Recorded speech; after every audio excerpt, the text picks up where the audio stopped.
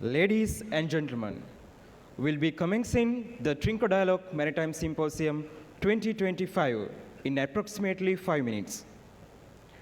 Now, we are waiting for the arrival of the chief guest of Trinco Dialogue Maritime Symposium 2025. I kindly request to switch off your mobile phones or maintain them on silent mode. And please be kind enough to rise from your seats at the arrival of the chief guest. Thank you.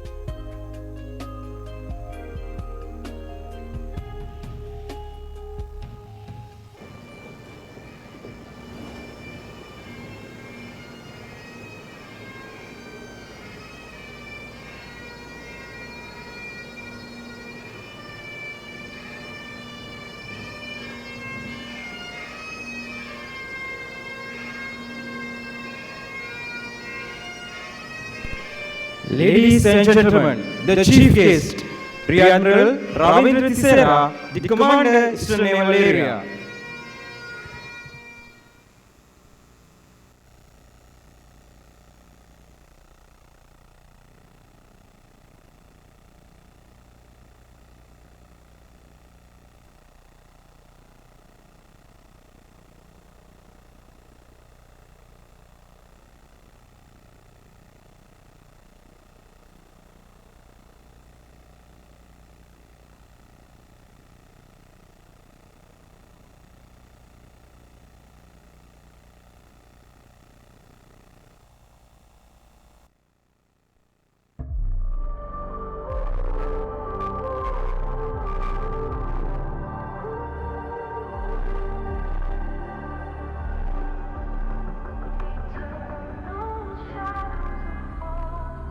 The Indian Ocean, one of the most strategically important ocean spaces in the world.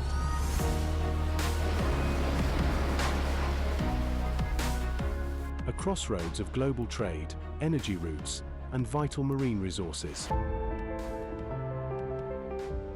Yet beneath its calm surface lies a turbulent reality. Evolving security threats, complex geopolitical rivalries, and challenges that test the equilibrium of this vital region.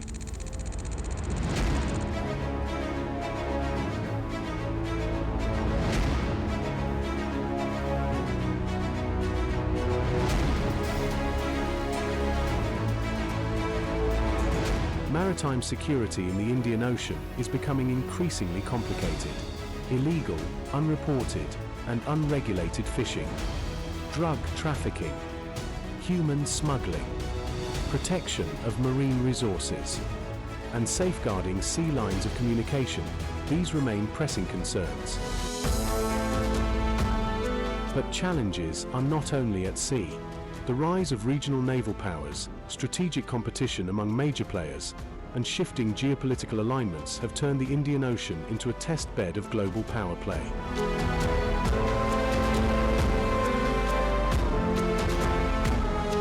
For small island nations, the stakes are even higher. From climate change to limited maritime surveillance capacity, they face vulnerabilities that demand urgent regional support. Their strategic position makes them crucial, yet often caught in dilemmas shaped by tectonic geopolitical shifts.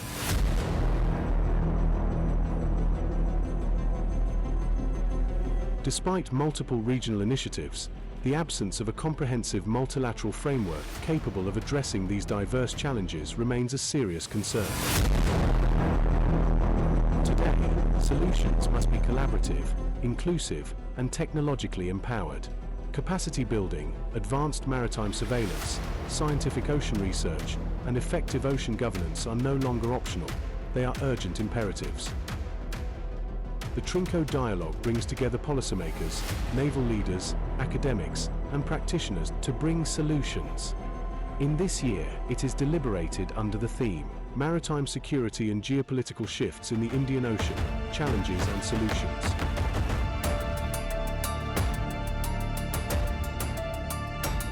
Here, in Trincomalee, at the very heart of the Indian Ocean, we chart the way forward, together towards security, stability, and sustainable governance of our shared ocean. Trinco Dialogue, a platform of ideas, a call for cooperation, a vision for the Indian Ocean.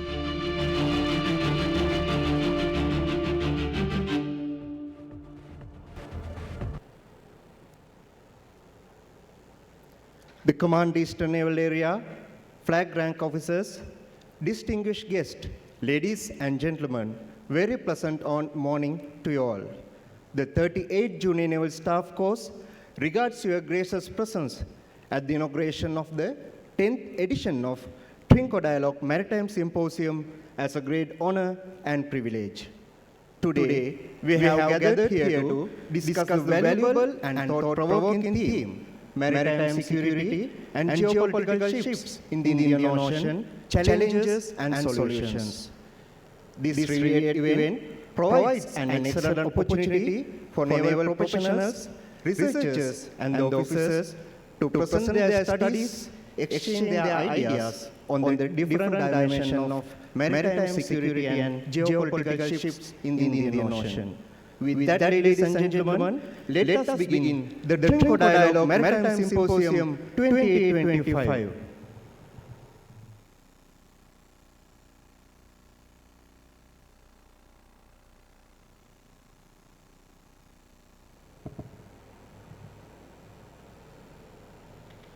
Respected guests, ladies and gentlemen, a single flame illuminates the darkness, symbolizes knowledge, and heralds hope for the future. May I respectfully invite following gentlemen to ceremonially light the traditional oil lamp, marking the official inauguration of Trinco Dialogue Maritime Symposium 2025. The Command Eastern Naval Area, Rear Admiral Ravindra Thisera, the Flag Officer Naval Commanding Fleet, Commodore Danesh Patberia, the Commodore Superintendent Dockyard, Commodore Nilanka Kankanamge, the Deputy Area Commander East, Commodore Buddhika Chayavira, the Commandant, Naval and Maritime Academy, Commodore Dinesh Bandara, the Naval Officer in Charge, Trincomalee North, Commodore Aruna Pereira, the Training Captain, Captain Salih Paranagama, the Deputy Training Captain, Captain Dhammika Gamage, Course Coordinator of Junior Naval Staff Course, Commander Kanchana Dampahala, student officers representing from 38 JNSA, Commander Pushpinder Tyagi, Lieutenant Commander Rangana Jayasinghe.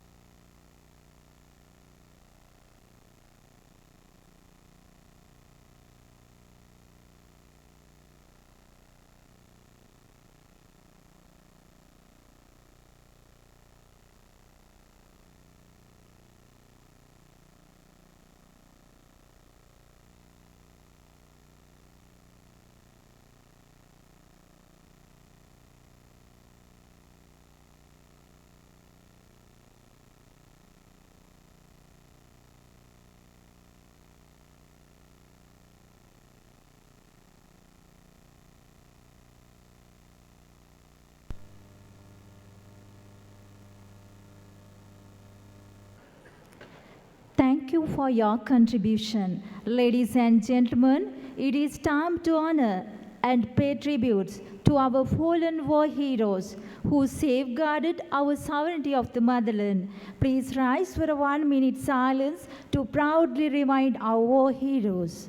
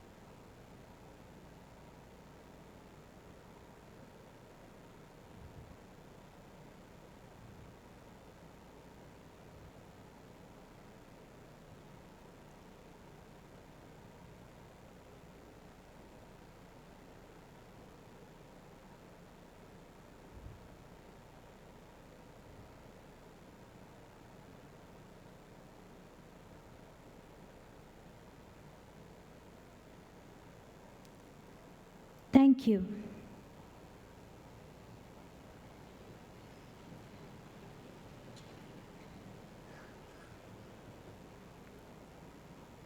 Ladies and gentlemen, please rise with the Naval and Maritime Academy anthem, a symbol of pride, honor, and dedication to prestigious institution.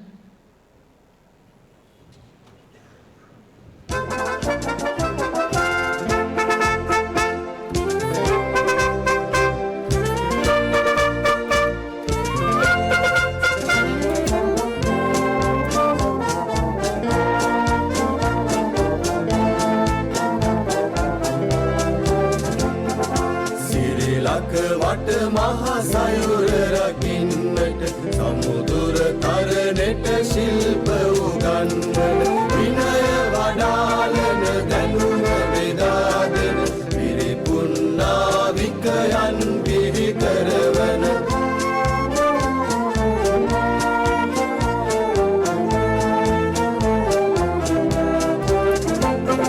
නාවික සිංහල විරු නැවි නිජ බිම විද්‍යාපීඨය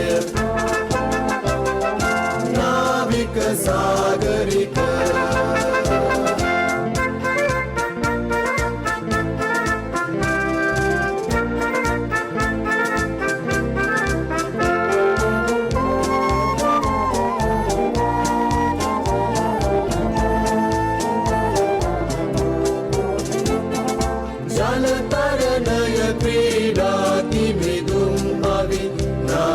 ශිල්පය නීති සටන් ක්‍රම සංඥා වෛද්‍ය විදුලි යාන්ත්‍රික ඉංජිනේරු සැපයුම් හා ලේඛන නාවික සිංහල විරු නැවි නිජ බිම විද්‍යාපීඨය නාවික සාගරික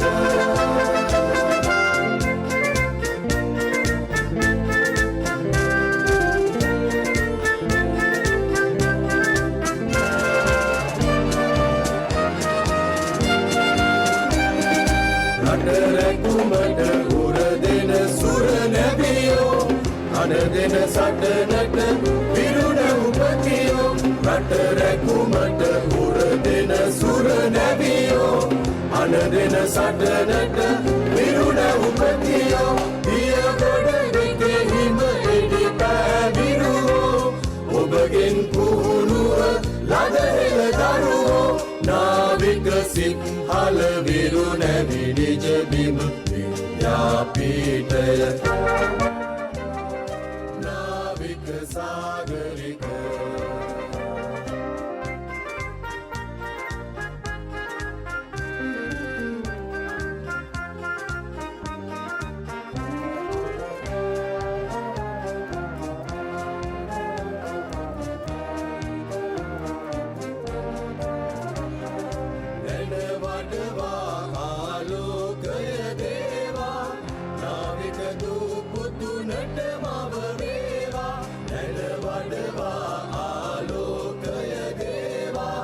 නාවික දුපුතුනට මව වේවා දින දින අප ශක්තිය වේවා විද්‍යාපීඨය සරදේවා විද්‍යාපීඨය සරදේවා විද්‍යාපීඨය සරදේවා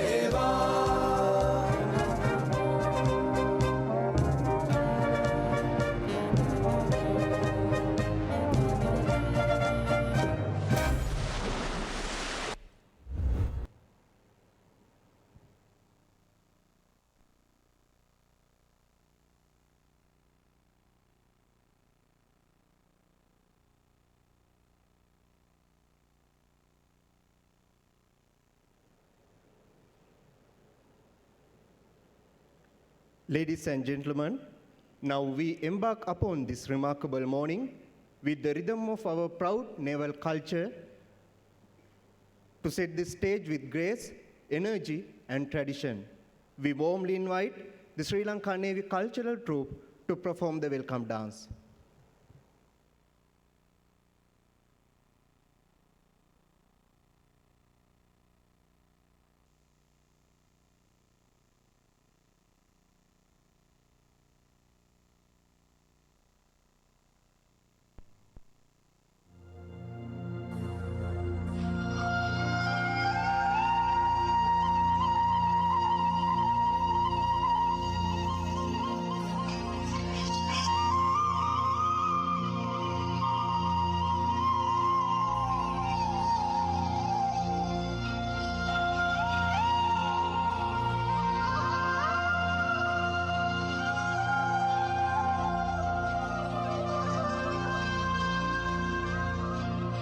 सत्यनादीनुभाकार जित्यनादि महीपति तुंयनादि पादमूलेन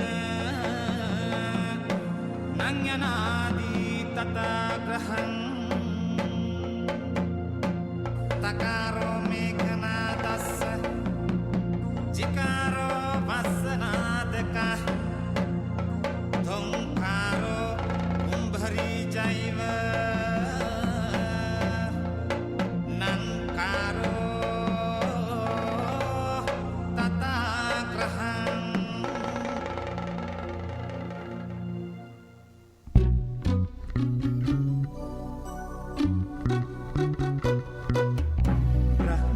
ब्रह्मताल भेरीताल शुद्धताल लक्षणं ब्रह्मेताल भेरीताल हस्तताल शोभितं ललितराग निर्दिगीत पंचांग लक्षणं तकुजिकु तक ताजिताल लक्षणं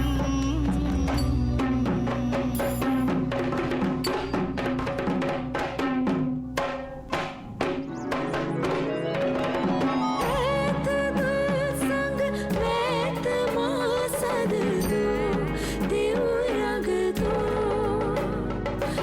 दूर वडवन तैल देव रंग दो देवपुर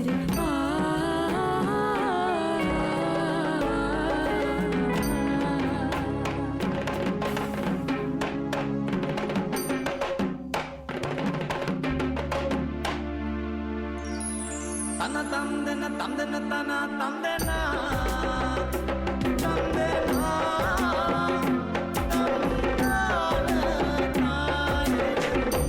तंदन तंदन तना तंदना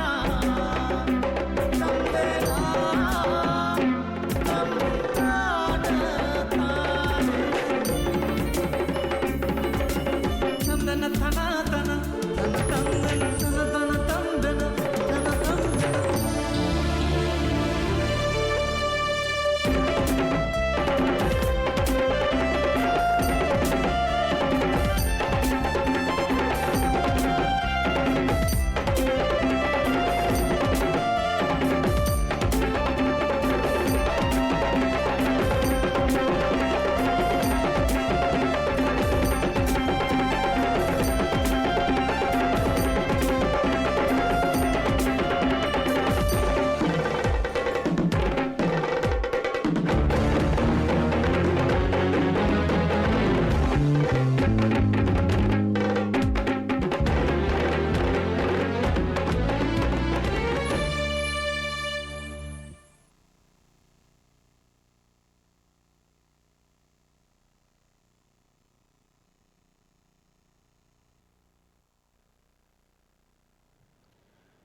Thank you very much for the Sri Lankan Navy Cultural Troupe for your colorful performance. Distinguished guests, ladies and gentlemen, it's my privilege to invite the Commandant, Naval and Maritime Academy, Commodore Dinesh Bandara, to deliver the welcome remarks. Over to you, sir.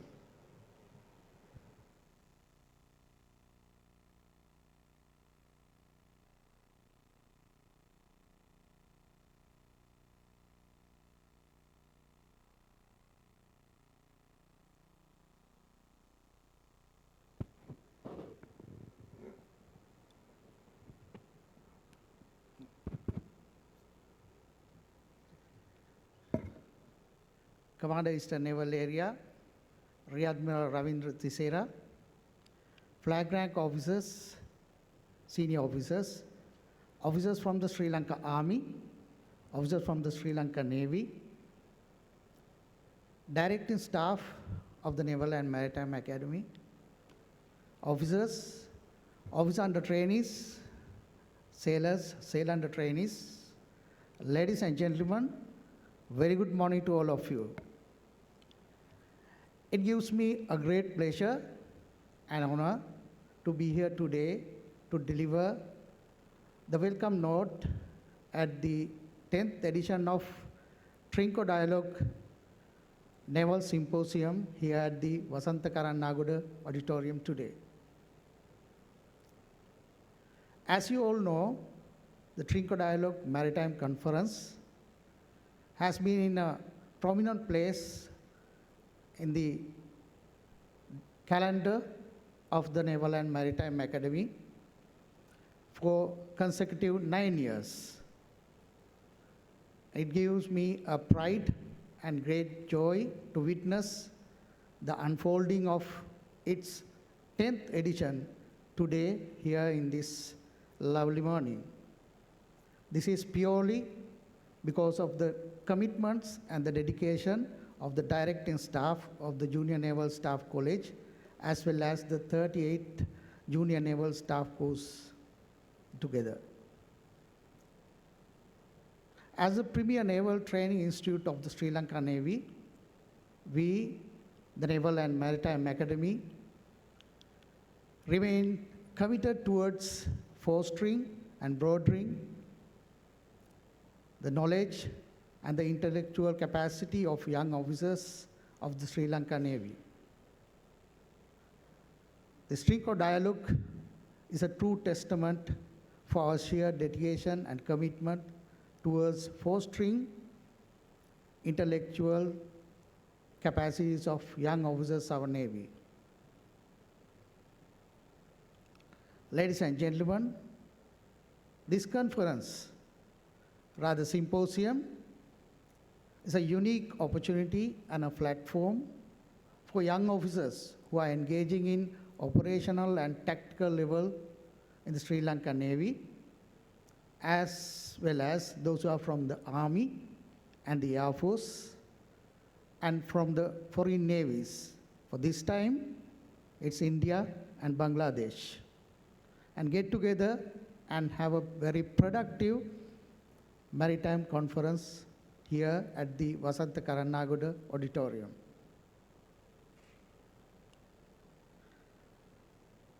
This symposium encourage all participants to listen, brainstorm, and generate new ideas, new insights through the series of lectures and interaction sessions what you are going to experience today.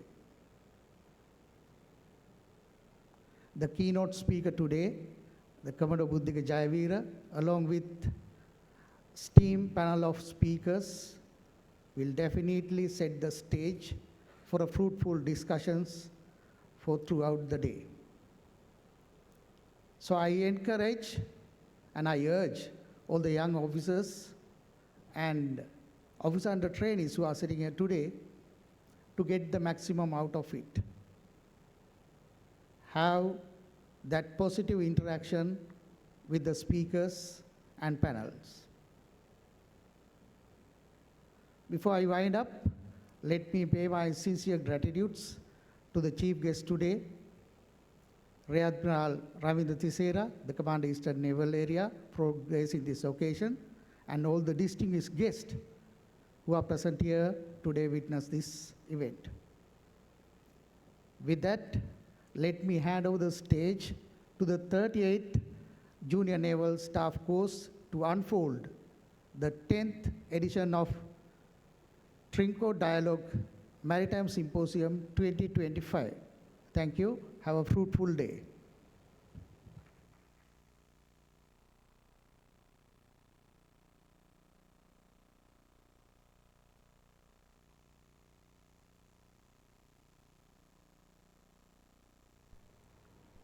Thank you, sir. Now, let me invite Flight Lieutenant Tishan Gunasekara, Student Officer of 38 Junior Naval Staff Course, to introduce the chief guest of Trinco Dialogue Maritime Symposium 2025. Over to you.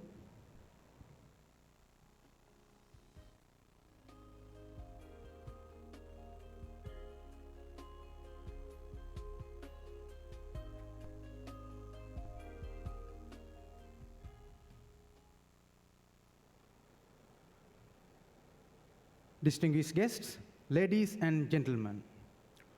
It is truly a great honor for me to stand before you today to extend a very warm welcome to our esteemed chief guest for the Trinco Dialogue Maritime Symposium 2025. It gives me a great pleasure to introduce a highly distinguished and inspiring naval officer, Rear Admiral Ravindra Tisera, the Commander, Eastern Naval Area. Sir, your presence this morning adds immense value and prestige to this significant forum. Rear Admiral Ravindra Tisera is a proud product of St. Peter's College, Colombo. His naval journey began when he joined the Sri Lanka Navy as an officer cadet of the 10th intake of the General Sri Don Kotalawala Defence Academy on 8 November 1992.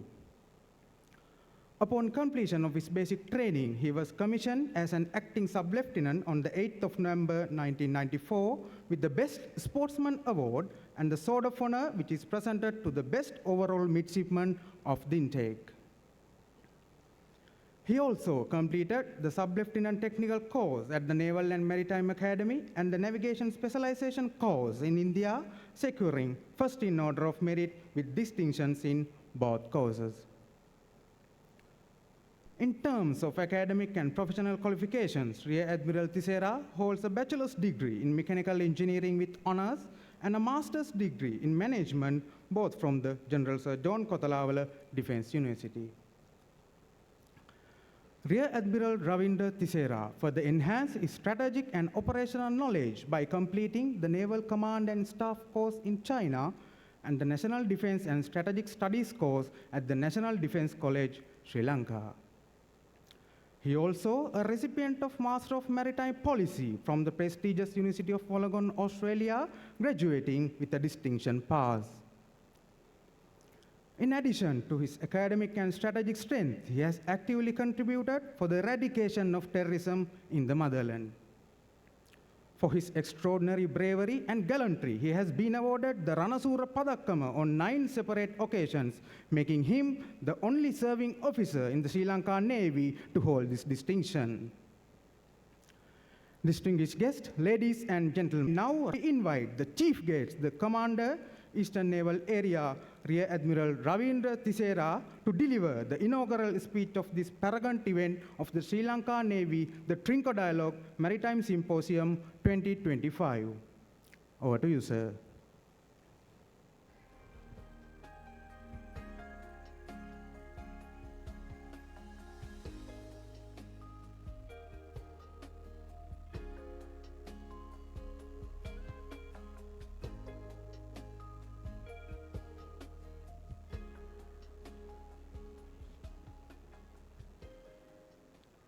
Flag Officer Commanding Naval Fleet, Deputy Area Commander, Flag Rank Officers, and Commandant of Naval and Maritime Academy and the Directorate Staff, all the commanding officers and the head of the departments, officers from the sister services, officers, officer under trainees, sailors, sailor under trainees, very good morning. First of all, I would like to convey my gratitude to Commandant and the Directorate Staff of the Naval and Maritime Academy for inviting me this wonderful event as the chief guest. I feel it is an honor and a prestige to stand here in front of this gathering. I am not going to take much time because throughout the day you are going to listen to a very important topic, a timely topic, maritime security and the geopolitical shift in the Indian Ocean, challenges and solutions. I just give you a thought, the importance of the Indian Ocean. It is not suddenly appeared. From the history, 1,000 years back, Indian Ocean is in use. Many traders use Indian Ocean for their trade. And then with the fall of Silk Road, land Silk Road, the European countries looking for the maritime sea route searching for the spices and other essential ingredients for their day-to-day requirement. That time, two giant maritime nations, Portuguese and the Spain, decided to searching for the India and the Far Eastern China, like other countries. But they don't know how to go, so they decided, Portuguese decided to sail east, whereas Spain sailed to west, searching for India and the China. Ultimately, Spain ended up in the South American region. That's why we can see a lot of colonies under the Spain in the Latin American region. And Portuguese came to Indian Ocean, and they engaged in their trade in the Indian Ocean, followed by the Dutch, English, French, and many nations. That is happening in the 15th, 16th centuries. Since then, it is the importance remain same and in more valuable way. Ladies and gentlemen, you may hear many theories, many strategies written by historians, scholars, professionals on the Indian Ocean and the sea power, maritime strategy, many topics. For example, you are going to learn in future about the Alfred Taylor Mahan, a historian and the naval officer in American Navy. He has written the book Sea Power. He stressed the importance of the Indian Ocean. But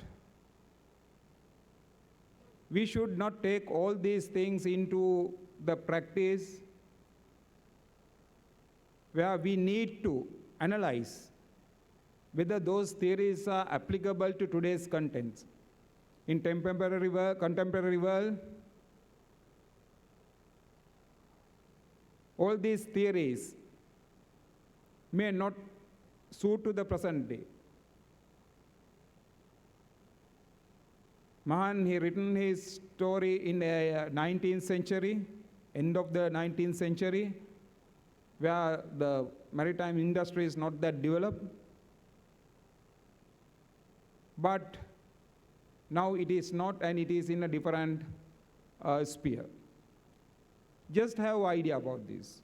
Rather than we are taking all these theories, I just give one example, but it is not the one, but there are many other theories, many other things we are learning during our training period in the future courses as well. When up to the NDC, you will learn a lot of theories. As a young officers or the middle-level officers, you have to analyze all these theories and apply those theories suit into the present day requirement. That is the requirement of having such discussion, dialogue. This is a good forum. The Trinco dialogue is a good forum to discuss such theories and views.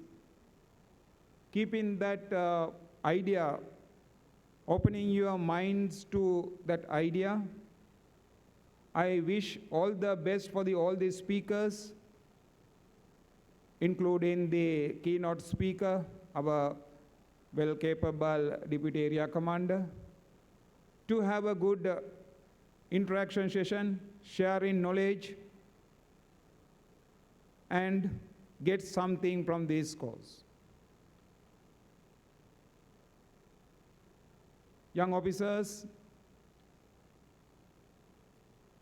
officer under trainees,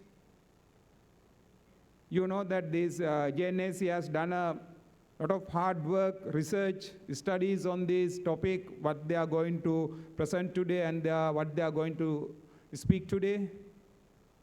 So to give value for that effort, try to gain something from this symposium.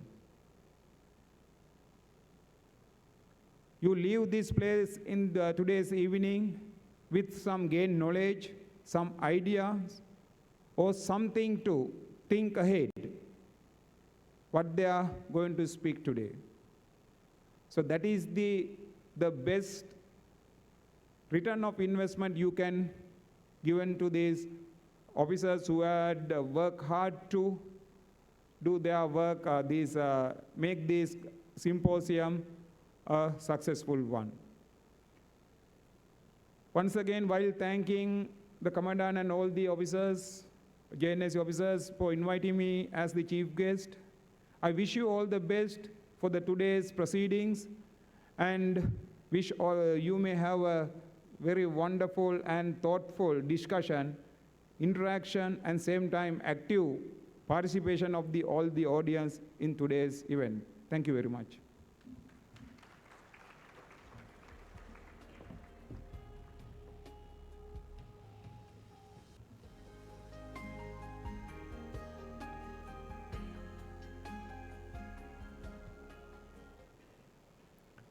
Thank you very much, sir, for your informative inaugural speech. Now, let me invite Lieutenant Gajitha Patta Peruma, a student officer of 38 Junior Naval Staff Course, to introduce the keynote speaker to the symposium. Over to you.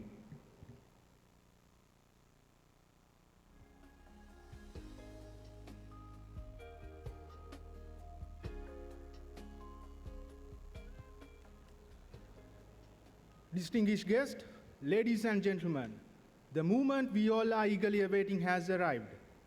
It is my proud privilege to introduce the keynote speaker, Deputy Area Commander, Eastern Naval Area, Commodore Buddhika Jayavira, to deliver the keynote address.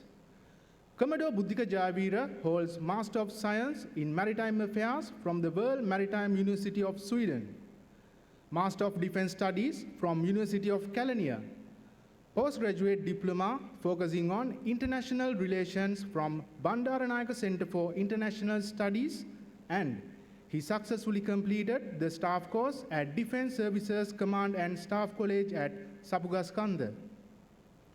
The extensive training of Commodore Buddhika Jayavira not only framed to local academia.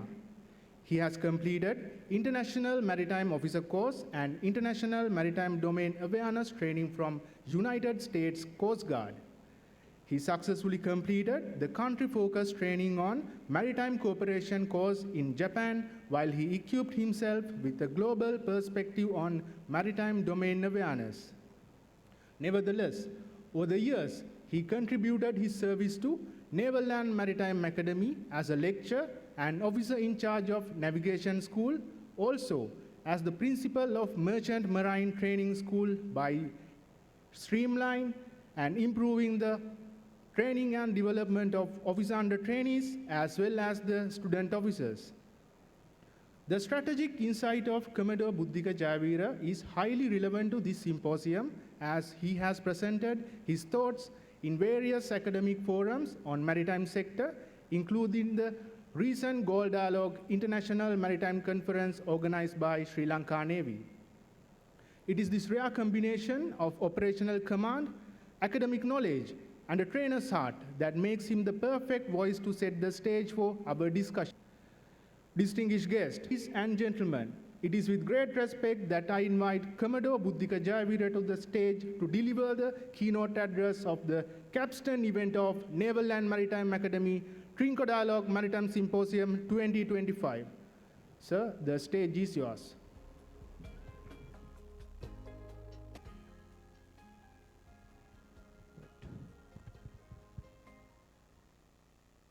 Our chief guest today, Admiral Ravindra Tisera, Flag Officer, Commanding Naval Fleet, Commodore Danesh Patberia, the Flag Rank Officers, Commandant Naval and Maritime Academy, Commodore Dinesh Bandara, officers, senior and junior sailors, ladies and gentlemen, good morning. At the outset, I would like to congratulate the Naval and Maritime Academy and Junior Naval Staff College for organizing yet another Trinco Dialogue today. And also, I would like to extend my sincere thanks to the Commandant for inviting me to deliver this speech in front of especially young officers, officer under trainees, and the sail under trainees. If I go down the memory lanes, I did the very first JNS in this academy about 20 years back. The knowledge imparted from this junior naval staff course that arouses me to study about the international relations, the geopolitics, and the naval warfare. Thanks, Junior Naval Staff College. So with that, ladies and gentlemen, I would like to go into my topic today, the change in maritime security dynamics in the Indian Ocean region, and what is our maritime posture, Sri Lanka's maritime posture in the Indian Ocean region. And I will talk at the beginning the geostrategic significance of the Indian Ocean, and thereafter I will move into the change in dynamics of the maritime security, and also the maritime posture of the Sri Lanka, and little bit about what should be our role, the Navy's role. So, and also you may wonder, some of you, the junior officers, why we learn about this geopolitics, geostrategy from the very early stage of the naval career. One thing is that the Navy is very wide spectrum. We have different tasking, and we always operate in the international theaters, right? So why we study geopolitics? When I searching for it, so I found this slide. The General Carl von Clausewitz, he has written a book on war in late 17th century. There he mentioned that the art of linking the geostrategy, it is art of linking the political goals with the military actions. We being the naval officers should align with the political interest and also the nation's maritime interest to shape up our maritime operations. That's why we learn geopolitics again and again, and we talk about the strategic location of Sri Lanka and the importance of this Indian Ocean region. So that's why we learn it. So I'm going into the topic proper. What is the geostrategic significance of the Indian Ocean region? The first thing is that the Indian Ocean is the third large ocean after the Pacific and the Atlantic Ocean. It covers roughly 20% of the global oceans. And also, as far as the resources concerned, comparative to the other oceans, the Indian Ocean region filled with different resources, especially the hydrocarbons, the energy products. In the, we all know in the Middle East region produce 26% of the hydrocarbons. And in addition to that, in the Western Indian Ocean, in Mozambique, the Tanzanian area, this region having 26% of the oil and also about 16% of world reserve gases. It's a huge thing. And also in the Andaman and Nicobar Island, India found a huge quantity of petroleum gases, and they may be self-sufficient if the extraction starts. And also in addition, the Indian Ocean region produce about 35% of the iron products, and also about 17% gold, and many other minerals. And also, the Indian Ocean region accounts for 16% of the fish catch. Right? Those are the significance of as far as the resources are concerned in the Indian Ocean region. When it comes to population, we know that India is the world's most populous country. And also the Indonesia and Bangladesh. Indonesia is the 4th populous and the Bangladesh is 8th populous country. And together, this region, the Indian Ocean region, having 35% of world population. And if consider about this, the area which is circle, together with the China, this area accounts for more than half of the population in the world. So you can relate it to the existing and the future markets in this region area, Indian Ocean region.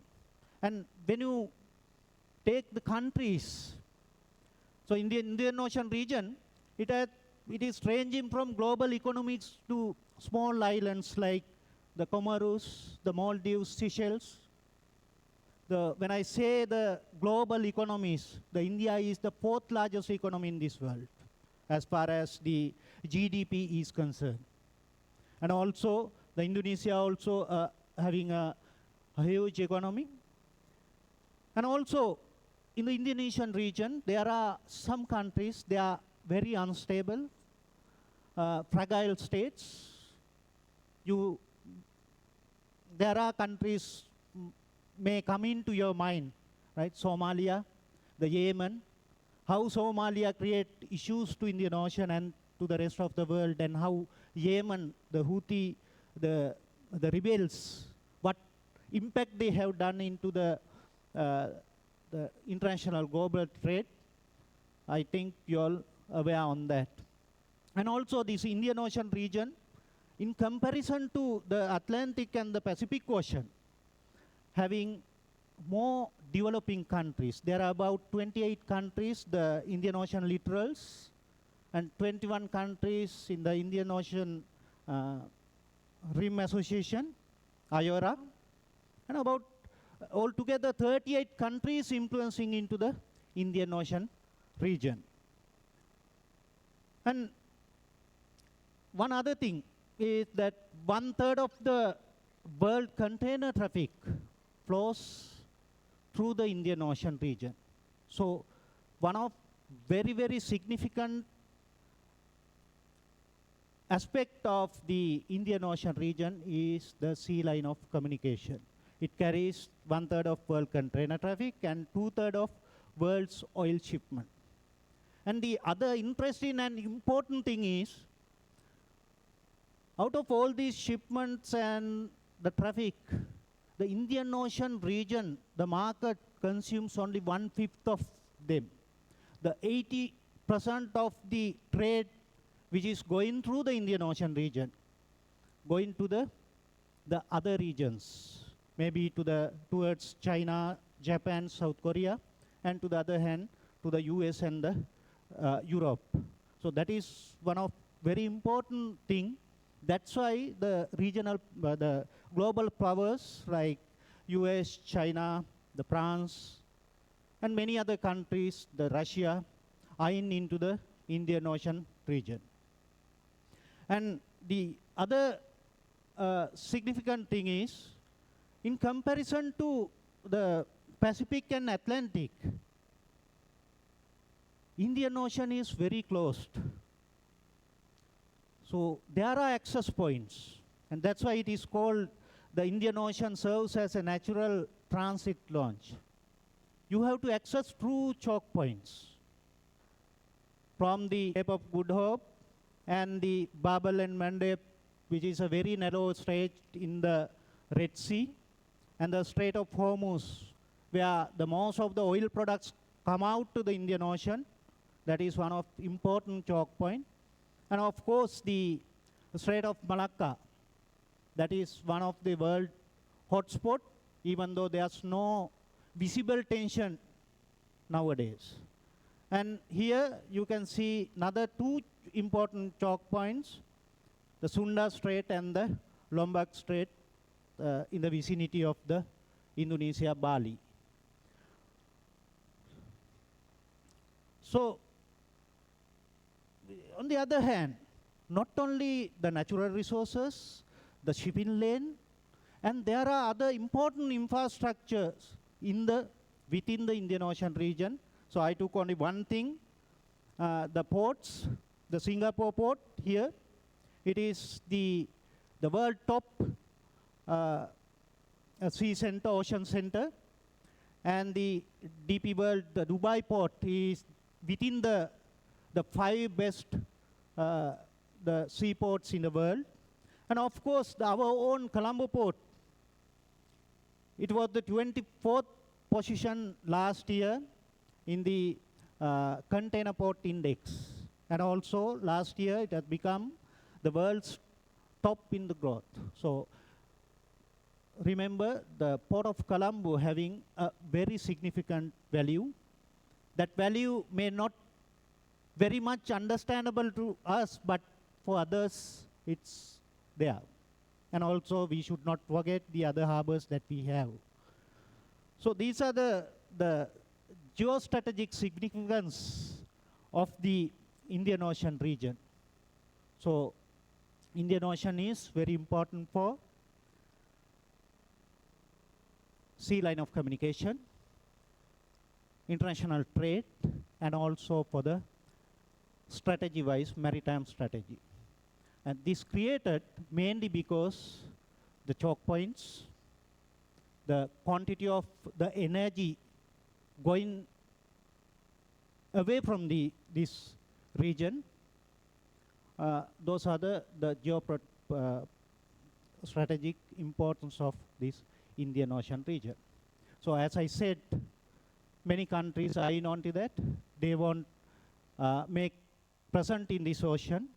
That's why we have been seeing the change in security dynamics in this ocean.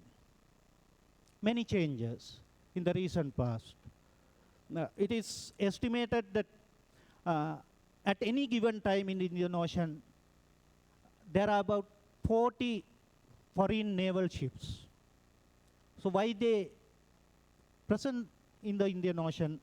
Because they want secure their interest, different interest. Maybe the protecting of their transports, the ships, maybe to protect their territories, maybe to harness more resources belonging to others, right? There are many things. So the naval presence is very high in this ocean. And also we openly talk about the non-traditional security threats, the increase of non-traditional security threats in the Indian Ocean, the piracy, maritime terrorism, IUU fishing, drug trafficking, and many other, and also especially the proxies, many non-state actors working present in the Indian Ocean region. This fuels the uncertainty and the tension in the eastern, from the west side, the Middle East, and from the eastern side, the South China Sea. These are fueled to change the maritime environment, maritime security environment of the Indian Ocean region. So, and there are many instruments, many alliances in this world which are directly affecting to the security dynamics in this Indian Ocean region. One is, you might have gone through this, the Quadrilateral Security Dialogue, the Quad, the alliance of the four powerful countries, the US, Japan, Australia, and the India. The main purpose is to contain China. They want make things very difficult for China. So they are, the US, from their point of view, they wanted to have the Indo-Pacific region free and stable, free and open. And India wants to contain the China, and Australia having different the needs. And Japan, of course, they wanted to secure the energy flow. So there are criticisms in the for having this the informal alliances. There's no military pact or mutual security arrangements on this Quad, but they more on working on the maritime security aspects. They conduct maritime exercises. You may heard about the Malabar exercise. This is one of the things that they are doing. And there are criticisms from the Chinese side that China accusing these countries that they are going to form a NATO in the Asia. So it is called the quadrilateral, this Quad is called the Asian NATO by the China. Then the other important, the strategic pact is the AUKUS, the combination of the Australia, UK, and USA. So with that, the Australia is going to have 8 conventionally armed, nuclear-powered attack submarines, 8 of them. And the interesting thing to know that the transfer of nuclear technology for the security application by the US, this is the second time. The first is to the UK during the Cold War period against the Soviet Union, and this is the second occasion where the US transfers the nuclear technology. That is really important, and what they expect by providing this technology and producing the submarines, that Australia will project their power to the Indian Ocean region and also to the Pacific region.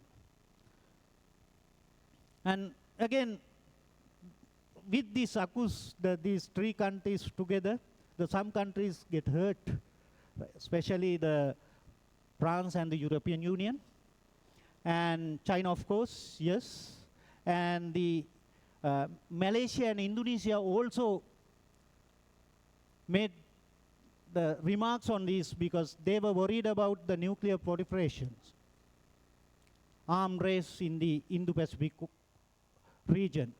And of course, the India also, India behaved in the other way around. They welcomed this combination. Why? They wanted to have the technology transfer like this, and they made it very easy to have relationship with the France. So I don't know how many of you are aware on this Project 75A and Project 75I, the project of India. So they are in the process of acquiring and transferring the nuclear technology for the submarines from France mainly. And there are confusions, this is not very much, the data not very much available, and they have the fact with German as well. So India also get the indigenous capabilities and also the nuclear technology from the France and maybe from Germany. That is, these make impact to the Indian Ocean security. And also, India, they have their interest. Of course, the biggest country, the world, one of the largest economy, most populous country in the center of Indian Ocean, and they refined their maritime strategy. Initially, they came up with the Sagar that is within the region, but now they are looking for extra-regional presence and influence in the other regions, especially the global south, the Mahasagar. When it is come to China, we know how China present in the Indian Ocean region. Initially, they came up with the string of pearls strategy, and it is updated into the Belt and Road Initiative, just to ensure that their energy flow is secured and also get maximum economic benefits from the other countries around the world, including the Indian Ocean region. So the presence in the Indian Ocean is growing. Starting from 2008, they sent ships to counter the piracy in the Horn of Africa. Now they continue. And also, other than the naval vessels, they are coming with the research vessels spying in, and a lot of criticism is there, and these ships. And so we also, on a very hot situation in 2014, where the Sri Lanka allowed the Chinese submarines to come into our waters, and also very recently, the research vessel arrival into the Sri Lanka. So those are the things which matters to change the security dynamics in the Indian Ocean region. And this is very important, ladies and gentlemen, how US and UK operates in the Indian Ocean region. See, this is one of the things, the Diego Garcia, we all know that they have, the UK and US have joint base in the Diego Garcia in the center of the Indian Ocean. But things have changed very recently, because actually the Diego Garcia and the Chagos Archipelago, which consists of about 56 islands, the Diego Garcia is only one island there. So that was, there was a argument on the status of the sovereignty between the Mauritius and the UK, and recently the Mauritius and the UK came into agreement that the sovereignty status has been granted to the transferred to the Mauritius, but the UK managed to get the Diego Garcia, this island, for lease for next century, 100 years. And UK paying 101 million pounds per year, a huge amount, but still it is good for the US and UK instead of placing the aircraft carriers in the Indian Ocean region, right? And also, with this, the current arrangements, one other thing is that the Mauritius, since they have sovereignty, they can do what they want into the other islands, because they are not economically strong country. So they can lease the one or two islands to the China and Russia. So what will happen if it is the case? So those are the security implications of having these the small islands in the Indian Ocean region. So you can see the reach. Actually, most of the operations in the Oman, in the Yemen, against the Houthi, the rebels, launching from the Diego Garcia military base. And again, many not having very much idea on what is the presence of the France in this Indian Ocean region, because France, they have lot of the territories, islands in the western part of Indian Ocean region. And also I wonder how many of you are aware that the France having the second largest exclusive economic zone in the world. Second largest. The first is the US, and the second is, so the France having their own interest. They present in the Indian Ocean region because of these, their island territories, and also they want to extract as much as the resources. And also they have a lot of embassies and diplomatic corps in this region. These are the military bases. They have military bases in Djibouti, like the China, US, they all have military bases in Djibouti. And the UAE also, some of the troops are stationed. And they have the two islands here in the Reunion Island, and especially the Mayotte Island, so in the Western Indian Ocean. And they have disputed with the Comoros, because some of the islands, the former colonies of the French, there are disputes. So they have interest over Indian Ocean region. And also especially our officers, they do this Crimario IORIS, the application, that is also sponsored by the French government. And they have the Indian Ocean Commission together with these countries, and the France, they conduct joint exercises with the India, exercise Varuna.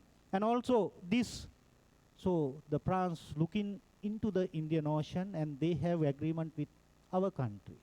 So as a result of that, they established a regional center for maritime studies at the KDU, and there will be a substation here in the Naval and Maritime Academy. So that is how the countries project their the maritime aspirations. So we have to understand these things. Right. And I want to highlight two important small islands in the Indian Ocean region. The one is the Cocos Island. The Cocos Island is here, which belongs to Australia. And there they have small island they use for strategic role, logistic support hub, forward operation base, monitoring and surveillance and power projection. So they have naval base, they have airstrips, and they have agreement with the India to use mutual use of these facilities. So India providing Andaman and Nicobar Island for the Australian purposes, and the Australia provides the facilities to India. And this island is actually linked to us because this was administered during the colonial period from Sri Lanka. But when the independence was given, so we were not, I mean, our awareness may not sufficient to get this island for us. Now, if the Mauritius can claim the Chagos archipelago for them, which is about 1,000 nautical miles away, why not we? But unfortunately, we couldn't secure this. Now, the Australia used this for their purposes. And if you look at, from the beginning, I said that Sunda Strait and the Lombok Strait is here. So they can control these access points. And the one other important other island is somewhere here. This is called Coco Island. The previous one is Cocos Island. This is Coco Island, which belongs to Myanmar. So China, they have their activities in the Cocos Island. Why? China wants to control the Malacca Strait. This is very close, and also they can restrict the behavior of the India, the Andaman and Nicobar Island. So this is also, there are criticism that China is fining from the Cocos Island. Right. Then I will go into the Sri Lankan aspects. What is our maritime posture? So we all know that we are located in a strategically important place in the Indian Ocean region, which is very close to the sea line of communication. Right? So it self explains the importance to the world, to the Indian Ocean region. And not only that, now we have the good facilities, the Port of Colombo, that's really good, and the Hambantota is coming up, and the Trinco is untouched, so we have resources. So our posture is very much good. We have very good bargaining power. We can exert lot of influences to the world. And also, we should note this. There is a mistake. By 2050, the trade will be tripled. Then we have a lot of opportunities in the Indian Ocean region. So ladies and gentlemen, actually the Command Eastern Naval Area mentioned about the sea power. The Sri Lanka should understand the power of us, our own power. So the sea power, the Admiral Mahan explained it. He was focusing on the maritime supremacy. So whoever having maritime supremacy control the world. That is what he said. But the other scholars, the modern scholars like Jeffrey Till, who frequently coming into the Gold Dialogue, what his vision is explaining the maritime strategy.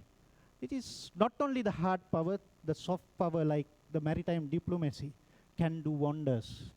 Right? That is what he said. And also we should learn about some of the maritime theory like shelter theory. How we can shelter or get assistance from the powerful countries. What is the framework of it? So how we get protection, get advantage of them, while having our own the interest. So with that, ladies and gentlemen, what should be our role, the Sri Lanka Navy's role? What I see is that we should expand our area of operation further and further. Our presence should be there in the Indian Ocean and beyond.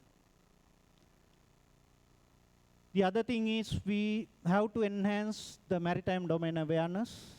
We are depending from Primario, the Sea Vision, IORIS, different versions, but we should have our own things, and also we have to enhance the SAR operations, search and rescue operations.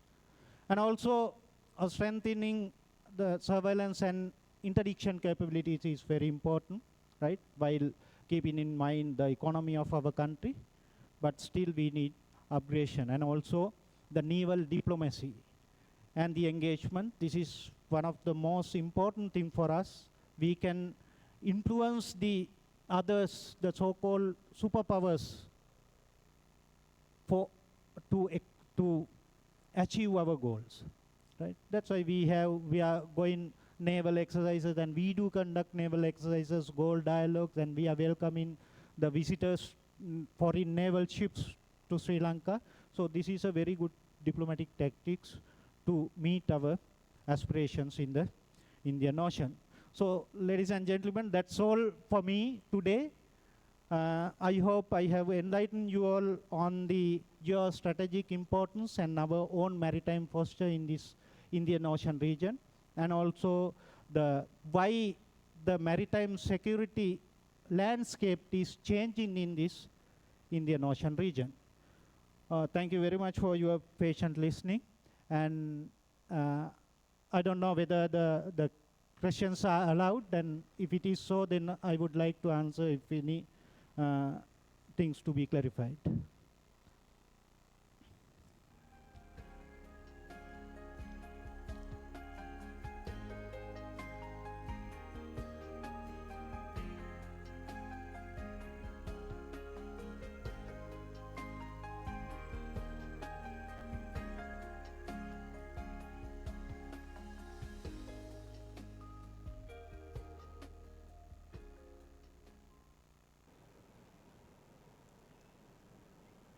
So, we sincerely thank you for your insightful keynote address,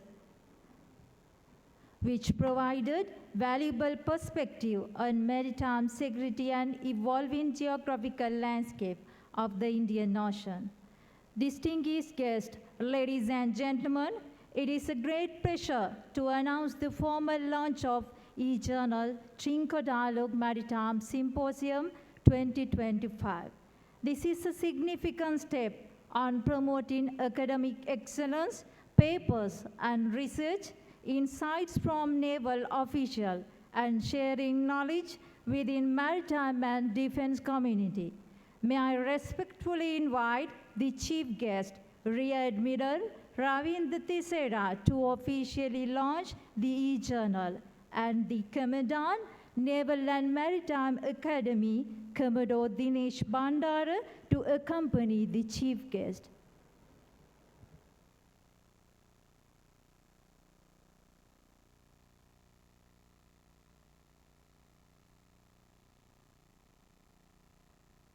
Four, three, two, one.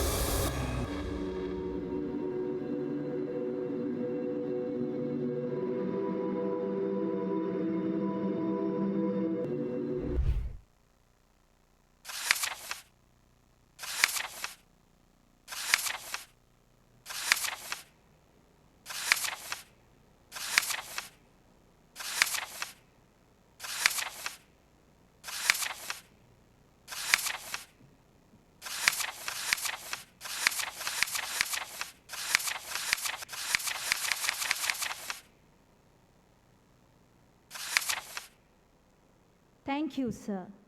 Now, you all have access to the e-journal. Please scan the QR code to explore the publication and research.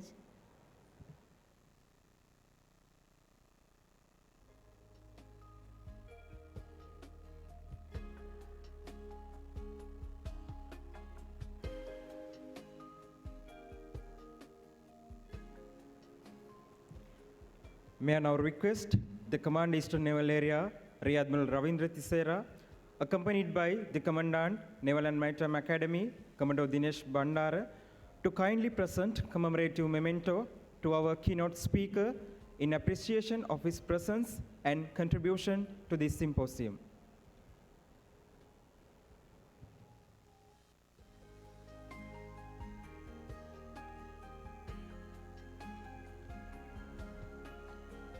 I respectfully invite our keynote speaker, Commodore Buddhika Jayavira, to receive the memento as a token of appreciation for his insightful address.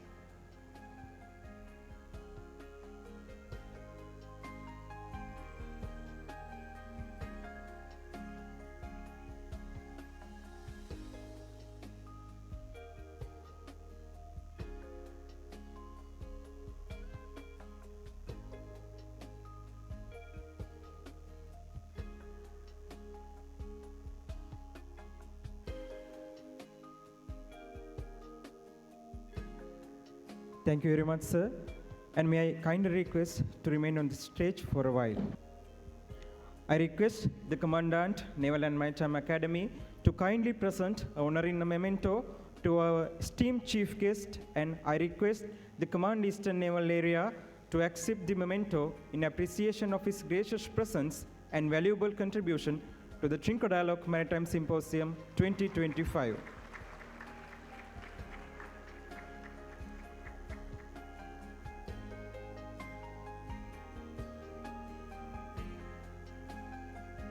Thank you very much, sir.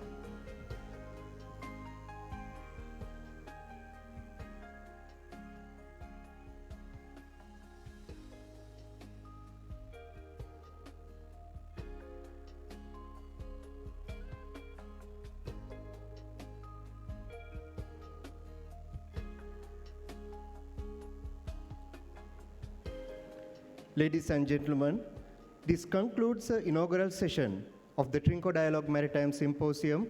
Let me now invite the presence of invitees for a group photograph.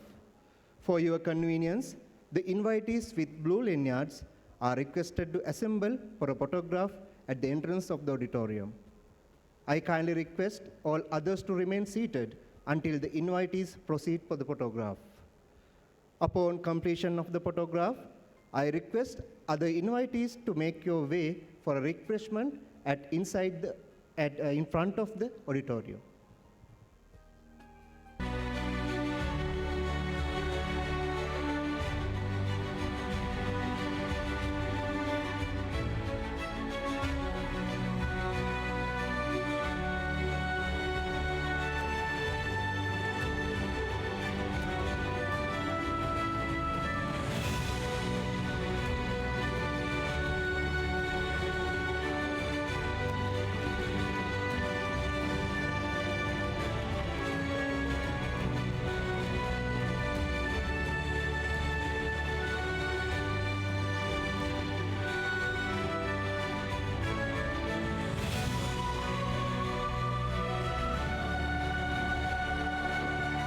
Now, may I kindly request the officers to use the right side exit of the auditorium to proceed for the refreshments, which is arranged at the garden premises of the auditorium. And officer under trainees, senior sailors, and junior sailors to use the left side exit of the auditorium to proceed for the refreshments, which is arranged at the officer training wing area. It is kindly informed that please be seated at 1035 hours after having refreshment for the plenary session of the Trinco Dialogue Maritime Symposium 2025. Thank you.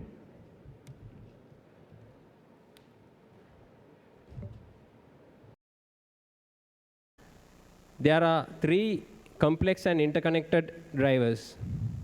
First, geopolitical rivalries among major powers are intensifying.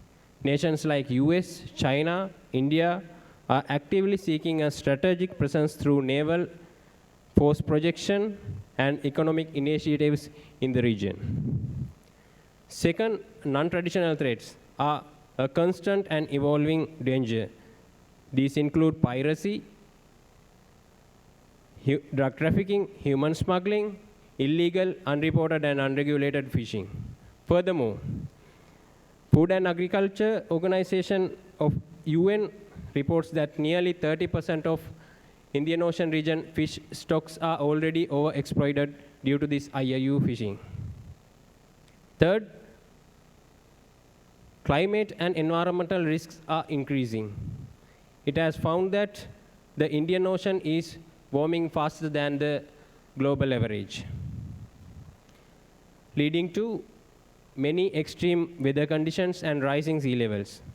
The ecological catastrophe caused by Express Pearl incident in 2021 off Colombo is a clear reminder of our vulnerability and the need for a coordinated regional environmental response. Now, to explain with our topic, now we can turn to the technologies currently employed to manage these challenges. Effective maritime domain awareness is the foundation of security and stability. Surveillance and monitoring technologies. To see beyond the horizon, states use satellite-based systems like AIS and synthetic aperture radar to extend the coverage of coastal radars, allowing us to monitor vessels in the vast ocean. This raw data is then processed at fusion centers. For an example, India's Information Management and Analysis Center integrates and analyzes multi-source vessel data from satellites, radar, and other inputs to create a coherent picture of maritime traffic. In the air, assets like unmanned aerial vehicles and advanced maritime patrol craft like P-8I enable wide area patrols. These platforms are equipped with powerful sensors to survey huge expanses of the ocean efficiently. Sri Lanka has heavily invested in its own coastal radar network through Maritime Safety and Security Project, with the assistance of Japan, significantly enhancing our near-shore monitoring capabilities. This combination of space, air, and surface assets create layered surveillance architecture within which is essential for boosting our overall maritime domain awareness capabilities. Information fusion and data sharing. Gathering data is only half of the battle. Sharing it effectively is what enables us for a coordinated response. Regional centers like the Information Fusion Center IOR and RECAP facilitate the sharing of real-time data on piracy and armed robbery, allowing nations to act on timely intelligence. For safety at sea, Maritime Rescue Coordination Centers link the Global Maritime Distress and Safety Systems, that is GMDSS, and Maritime Safety Information Systems to coordinate responses to vessels in distress. This network directly enhances our collective response to both piracy and distress alerts, making the seas safer for all the mariners. However, a significant challenge is that small states often face infrastructure and cybersecurity challenges. This creates an unevenness in participation and can leave gaps in the regional information network. Ultimately, the success of these systems depends on interoperability and trust, which are the essential keys to effective regional cooperation. Environmental and disaster response technologies. Technology is also critical for monitoring and responding to environmental challenges. The Indian National Center of Ocean Information Services operates a network of deep-sea sensors that provide early warnings for tsunamis and extreme wave events. Remote buoys deployed in countries including Sri Lanka and Maldives continuously track ocean conditions like temperature, the salinity of the water, providing vital data for climate modeling. The Indian Ocean Observing System is a massive collaborative effort uniting 30 nations in ocean monitoring to collect data, and then predictive analytics are applied to forecast cyclones and monsoons. This framework of science-driven monitoring is a fundamental to support both long-term climate research and immediate maritime safety.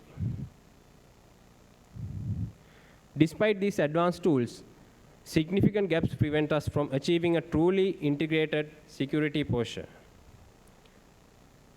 The first major gap is fragmented regional architecture. The existing information centers like IMAC, IFC IOR, and RECAP are not fully interoperable. They often operate individually, which prevents a seamless exchange of information across the entire IOR. The technical reason for this is that there is no unified data protocols in the Indian Ocean region. This lack of common standard makes it impossible to fuse maritime data in real time across national and organizational boundaries. The fragmented architecture delayed in responses and duplicated actions. A threat might be identified by one center but not communicated quickly enough to another, leading to inefficiencies. Furthermore, there is weak civil-military information sharing within the region, which creates another layer of fragmentation. While high-level forums like Goal Dialogue and Indian Ocean Naval Symposium exist, they currently lack the mechanisms to ensure cohesive operational coordination on the ground. So with that, to continue with the presentation, I invite Lieutenant Commander Lahiru Wijeratne.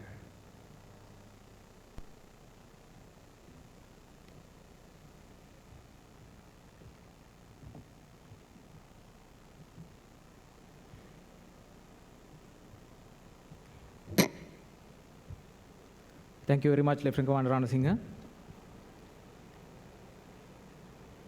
Capacity, cybersecurity, and gaps. Many small states in Indian Ocean region remain reliant on technical aids from the other countries. This dependency on external aid for radar systems, satellite feeds, limit their independent surveillance capabilities and strategic autonomy.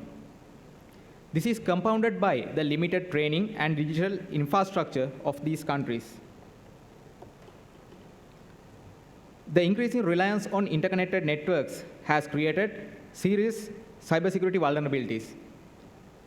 In 2024 alone, over 20,000 malware incidents have been reported on vessels traveling through Indian Ocean region, highlighting the significant threat of cyber attacks.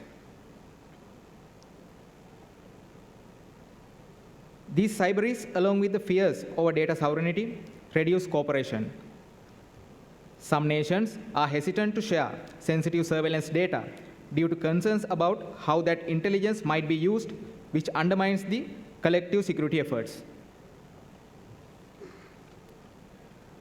The integration of advanced tools like artificial intelligence is observed to be underdeveloped across the region, meaning we are not yet harnessing the full potential of our data. Environmental monitoring gaps. While systems like Indian Ocean Observing System provide valuable data, still our regional networks can be identified with significant blind spots. The western and southern parts of the Indian Ocean region can be observed as undermonitored. This lack of comprehensive sensor coverage means our understanding of the complete oceanographic picture is incomplete. Further, there is a lack of limited localized software for forecasting environmental disasters.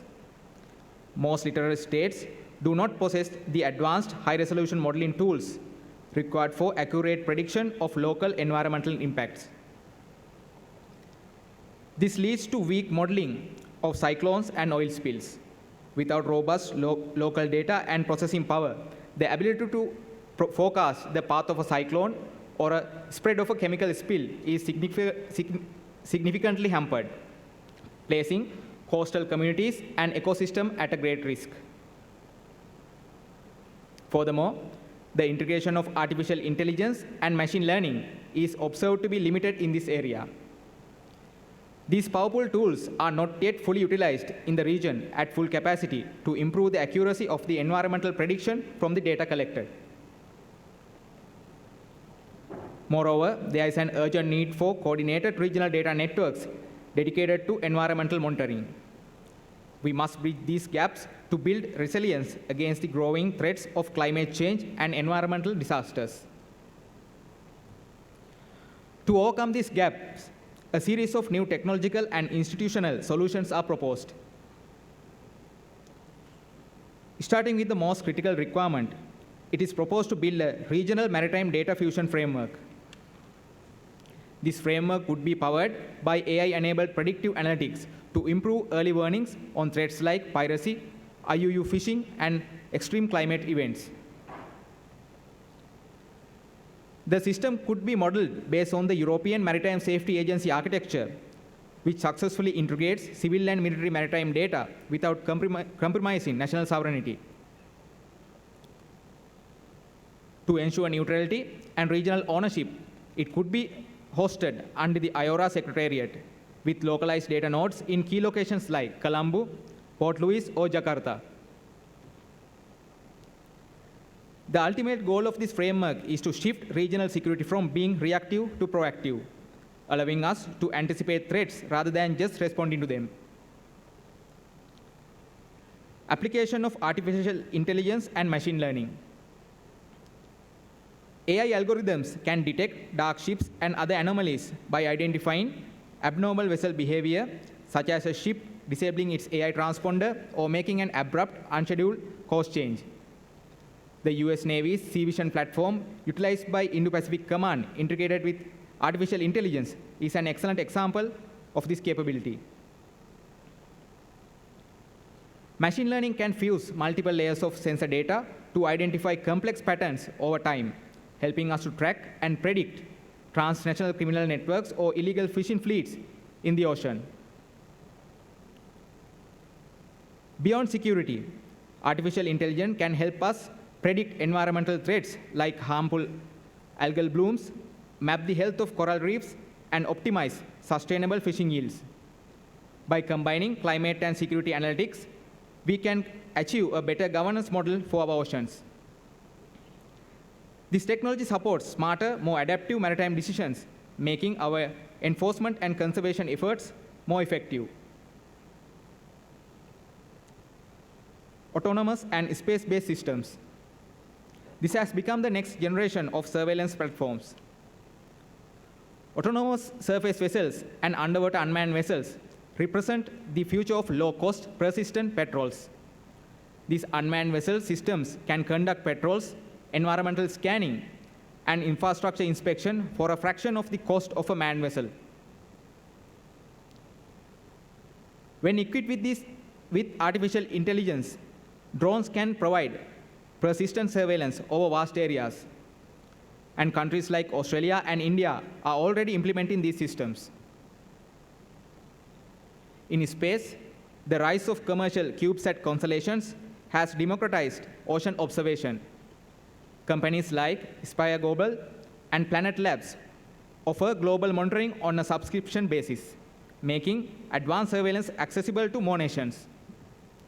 A regional body like IORA could negotiate shared access to the surveillance data, which would lower the cost for all Indian Ocean region states and ensure equitable data distribution.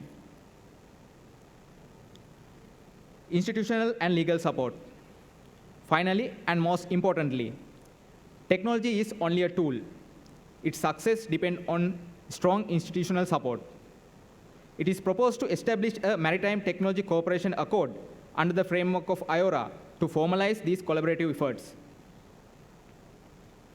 This accord would create a framework for cybersecurity standards and capacity building, ensuring that all member states have the skills and protection needed to participate with full potential. It would also facilitate joint training exercises and shared funding initiatives to help smaller nations to develop their maritime security capabilities. Moreover, this framework must integrate environmental concerns into the maritime security, ensuring a holistic approach to ocean governance as recommended by the United Nations Environmental Programme. Without this institutional support to ensure sustainability, even the most advanced technology will fail to deliver lasting stability. Finally, above solutions may collectively ensure maritime security in the Indian Ocean region, thus enhancing the regional stability. With that, ladies and gentlemen, we have come to the conclusion of our presentation. The maritime commons are our shared lifeline, and therefore it is our shared duty to protect it. Game-changing technologies like artificial intelligence and satellites are redefining the ocean security, offering us the chance to move from a fragmented approach to a shared, proactive one. Trust and inclusivity among countries in the region are essential for cooperation. Without them, it will expand the capability gaps between nations instead of narrowing them. For Sri Lanka and our neighbors, the path forward is strategic neutrality and technological inclusivity. We must encourage innovation in the context of cooperation rather than competition. By doing so, we can fulfill the vision of turning rivalry into a corridor of peace, ensuring the Indian Ocean remains stable, secure, and prosperous for the generations to come. Ladies and gentlemen, with that, we conclude our presentation on Security Maritime Commons, the integration of technology for the stability of Indian Ocean region. Thank you. Thank you very much for that informative presentation. I especially liked how you explained the gaps such as weak data sharing, limited capacities, and cybersecurity risk in existing technical frameworks. You also highlighted the new opportunities that come through using artificial intelligence, drones, and satellite systems. Your thoughts clearly showed how security in the region can shift from reactive to proactive through these technologies. Now, let's move to the second paper of this session, The Bay of Bengal and Emerging Regional Alignment, Challenges and Solution. This paper will be presented by three foreign officers who are currently following the 38 Junior Naval Staff course. The first presenter is Lieutenant Commander Shams Sandaken Nirnoy from the Bangladesh Navy. He holds a Bachelor of Science in Maritime Science from the Bangladesh University of Professionals. The second presenter is Commander Pushpendra Tyagi from the Indian Navy. He is a qualified Marine Commando and Clearance Diving Officer and holds a Bachelor of Science in Chemistry from Jawaharlal Nehru University, India.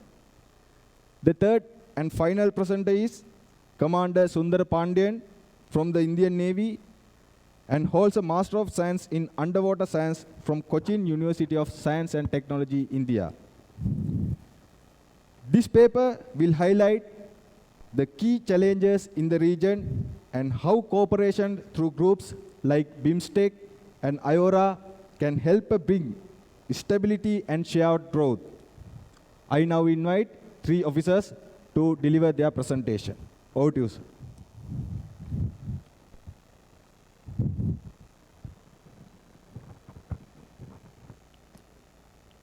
Respected senior officers, sailors, and August gathering, a very good afternoon to all of you. Today, in this prestigious Trinco Dialogue Maritime Symposium, we, the foreign student officers of Junior Naval Staff Course, are going to present our paper on the topic, Bay of Bengal and Emerging Regional Alignment, Challenges and Solutions. The aim of our today's presentation is to discuss the emerging regional alignment, the challenges, and offer some pragmatic solutions. The scope of our presentation is shown on the screen. We'll be taking around 25 minutes presentation. Bay of Bengal encompasses around 2.1 million square kilometers of water body. According to International Hydrographic Organization's Limits of the Ocean and Seas 3rd edition, the countries which borders the Bay of Bengal are India, Bangladesh, Myanmar, Sri Lanka, and Indonesia. Although Indonesia borders with the Bay of Bengal through the northern tip of Sumatra, it does not have any significant coastline sharing with the Bay of Bengal.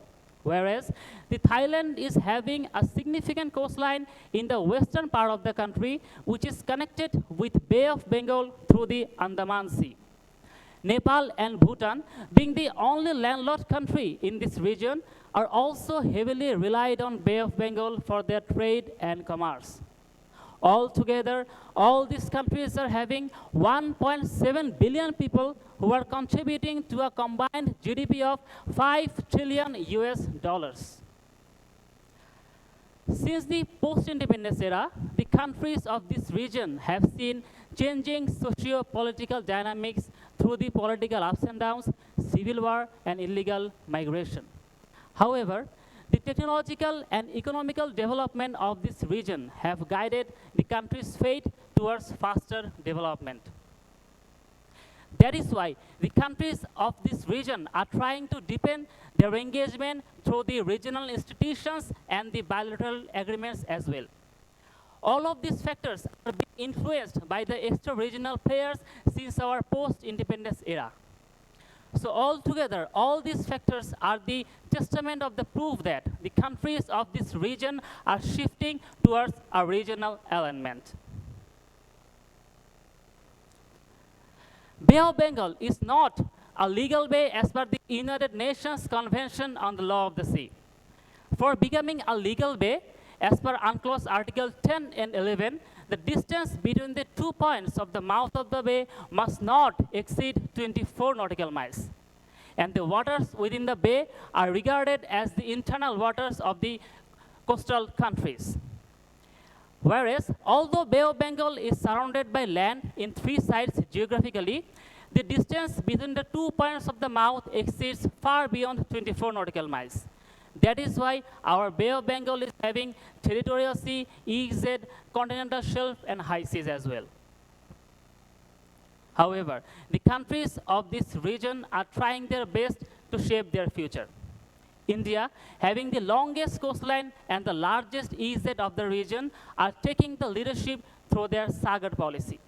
Sagar means security and growth for all in the region. It focuses on regional safety, capacity building, and disaster management. India is also the fastest growing major economy in the world, who is taking the leadership in space technology and digital innovation in this region. India is also heavily linked through the cross-border trades among the littorals of the Bay of Bengal. India's Act East and Neighborhood First policy are the testament of their proof towards a cooperative region and a comprehensive development for the countries.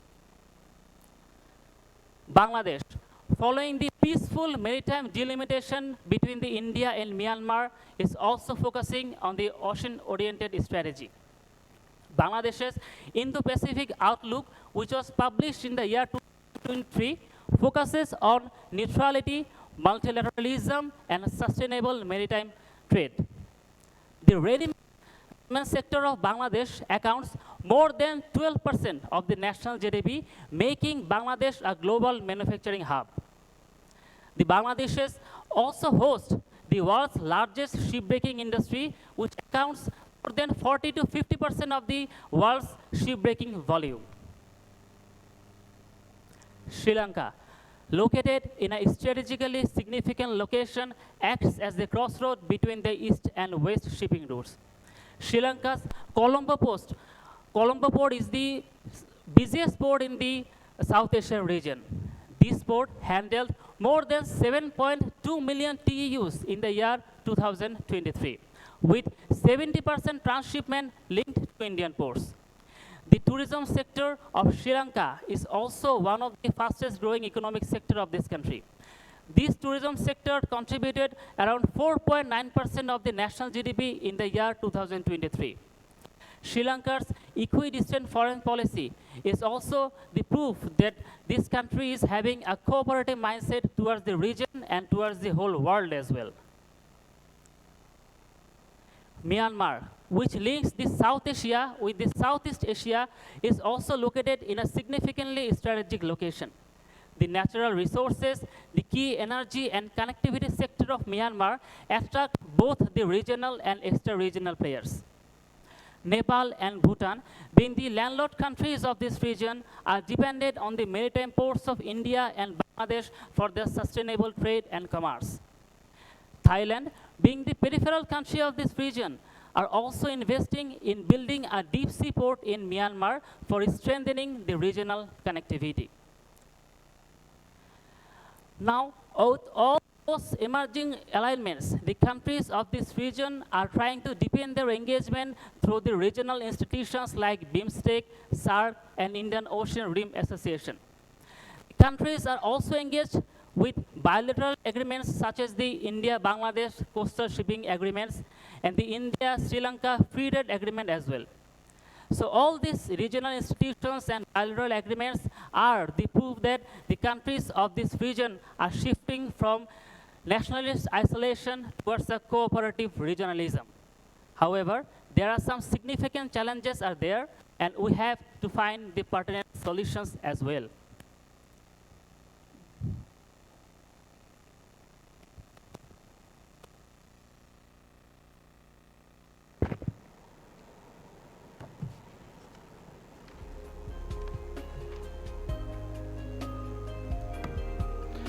Continuing with the presentation, I shall now be talking about the key challenges being faced by the Bay of Bengal region. Firstly, let's talk about the economic and technological development in respect of the countries adjoining Bay of Bengal. The countries around the Bay of Bengal like India, Bangladesh, Sri Lanka, Thailand, Myanmar are home to some of the fastest growing economies in the world. But at the same time, they still face many difficulties. Most of these nations are developing with limited resources, growing populations, and relatively low incomes. So fighting poverty and achieving sustainable growth are major goals. However, not every country in the region is growing at the same speed. There are big economic gaps both within countries and between them. For example, India's economy is now worth nearly $4 trillion and it's growing by about 6.8% annually. But development across its states is uneven.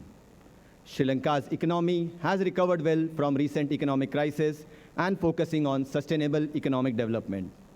Bangladesh and Thailand are doing better with strong manufacturing and exports, while Myanmar continues to struggle with political instability, weak infrastructure, and high inflation. Because of these differences, the region as a whole finds it hard to move forward together and build a resilient and balanced economy. Now, let's look at the technological side. Most countries in the Bay of Bengal region still lag behind in important modern industries like infrastructure, logistics, energy, semiconductors, and heavy machinery. Defense manufacturing is also very limited. Part of the reason is historical. Most of these countries missed out on the Industrial Revolution during colonial times. Now they are trying to catch up quickly. New opportunities exist in areas like renewable energy, digital infrastructure, blue economy projects, and climate-resilient technologies. But the progress has been slow. The region still depends a lot on countries like China, Japan, Russia, and Western countries for technology and investment. Research, funding, and coordination are still weak, which means innovation happens slowly.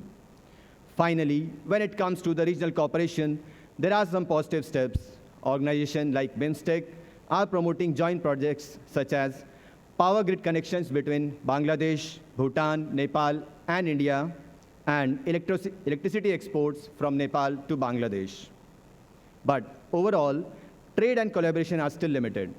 Intra-regional trade, that is, trade among the Bay of Bengal countries themselves, is less than $50 billion a year, even though the combined economy of the region is more than $5 trillion.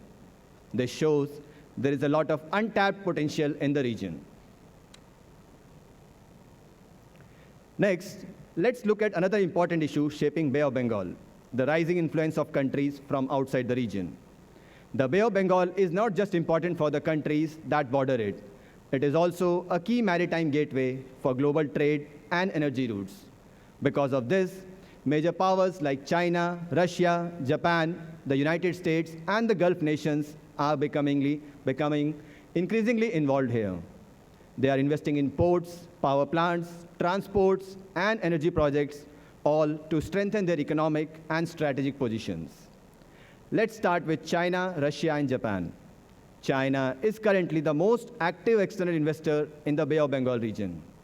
It has invested nearly $20 billion in Bangladesh and is building projects in Myanmar like Kyaukphyu Deep Sea Port and the China-Myanmar Economic Corridor. These give China a better access to Indian Ocean for trade and energy transport. In Sri Lanka, China is funding a $3.7 billion oil refinery in Hambantota and a $392 million logistic complex in Colombo, further expanding its presence along key shipping routes. Russia, meanwhile, focuses mainly on defense and energy partnership. It continues to supply arms to India and is building the Rooppur nuclear power plant in Bangladesh, a project worth over $12 billion, mostly financed by Russian loans. Japan is also playing a major role through the Japan International Cooperation Agency. It has invested over $6 billion in the region, supporting projects like Matarbari Deep Sea Port and the Dhaka Metro. Japan also works closely with India on infrastructure such as metro systems and bullet train projects, showing a shared commitment to sustainable and high-quality development. Now, let's look at the Western and Gulf country involvement. The United States has become more active through the U.S. International Development Finance Corporation. It has invested $500 million in the Colombo West Container Terminal in Sri Lanka, and under the Indo-Pacific Partnership for Prosperity, U.S. companies have pledged around $25 billion for infrastructure projects across the region. Meanwhile, Gulf nations such as Saudi Arabia and the UAE are focusing on renewable energy investments. For example, Saudi Arabia's Aqua Power is building a $430 million solar power plant in Bangladesh, while the UAE's Masdar is developing another $500 million coastal solar plant. These projects show growing cooperations in clean energy. However, while all this foreign investment brings new infrastructure and jobs, it also creates new challenges. Countries in the Bay of Bengal need to manage rising debt, avoid overdependence on any one major power, and consider the environmental impact of the rapid development. With so many powerful nations competing for influence, smaller countries can find it difficult to maintain balanced foreign policies and independent decision-making. Now, let's talk about one of the most serious challenges affecting the Bay of Bengal region, that is the political instability in Myanmar. Since the military coup in 2021, Myanmar has been caught in a deep political and humanitarian crisis. The ongoing conflict between the military junta and various armed groups has not only shaken the country internally, but also had a major impact on the entire region. The instability has disrupted key regional projects that are important for trade and connectivity. For example, India-Myanmar-Thailand Trilateral Highway and the Kaladan Multimodal Transport Project were designed to improve transportation and economic integration in the region. But because of the conflict, progress on these projects has slowed down or even stopped in some areas. Inside Myanmar, the situation has led to mass displacement. Thousands of people have been forced to flee their homes. Many have crossed border into Bangladesh, India, and Thailand, creating humanitarian challenges and increasing pressure on neighboring countries.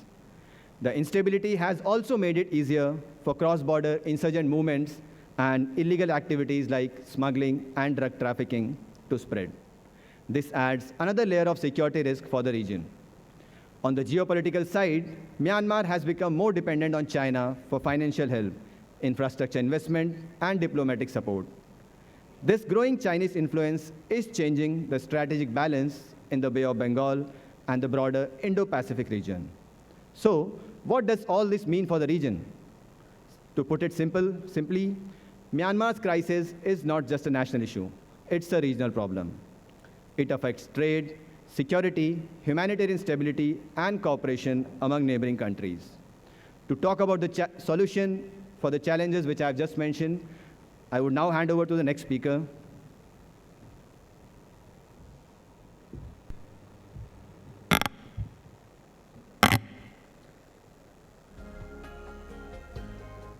Moving on, let's look at the solutions adopted by countries in this region to address these challenges.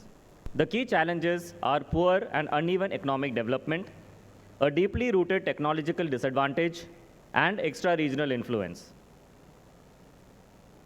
In order to tackle common economic and technological challenges in the region, the idea for a regional cooperation was first proposed by Bangladesh under the leadership of President Ziaur Rahman in 1980. Eventually, SAARC was established in Dhaka in 1985 with 7 founding South Asian nations.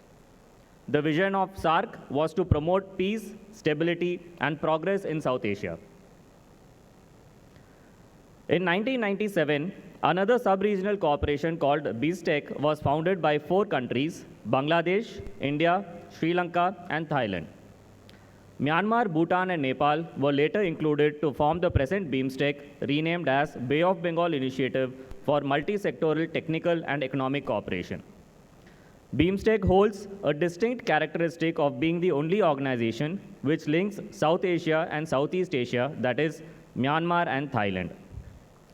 BIMSTEC, therefore, holds vast potential in promoting and sustaining the emerging regional alignment in Bay of Bengal. Is the presentation too boring? Yes, presentations can get boring sometimes. We can use a video to make it more interesting. So now, let us look at the founding principles of BIMSTEC and its steady progress over the past 28 years in a short video.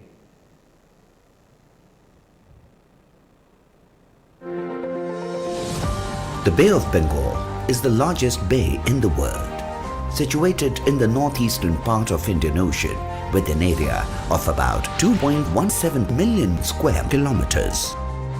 The littoral and landlocked countries of South Asia and Southeast Asia have been connected by this body of water with people, ideas, and cargo traversing through the Bay of Bengal to forge a millennial cultural link between the people of the region.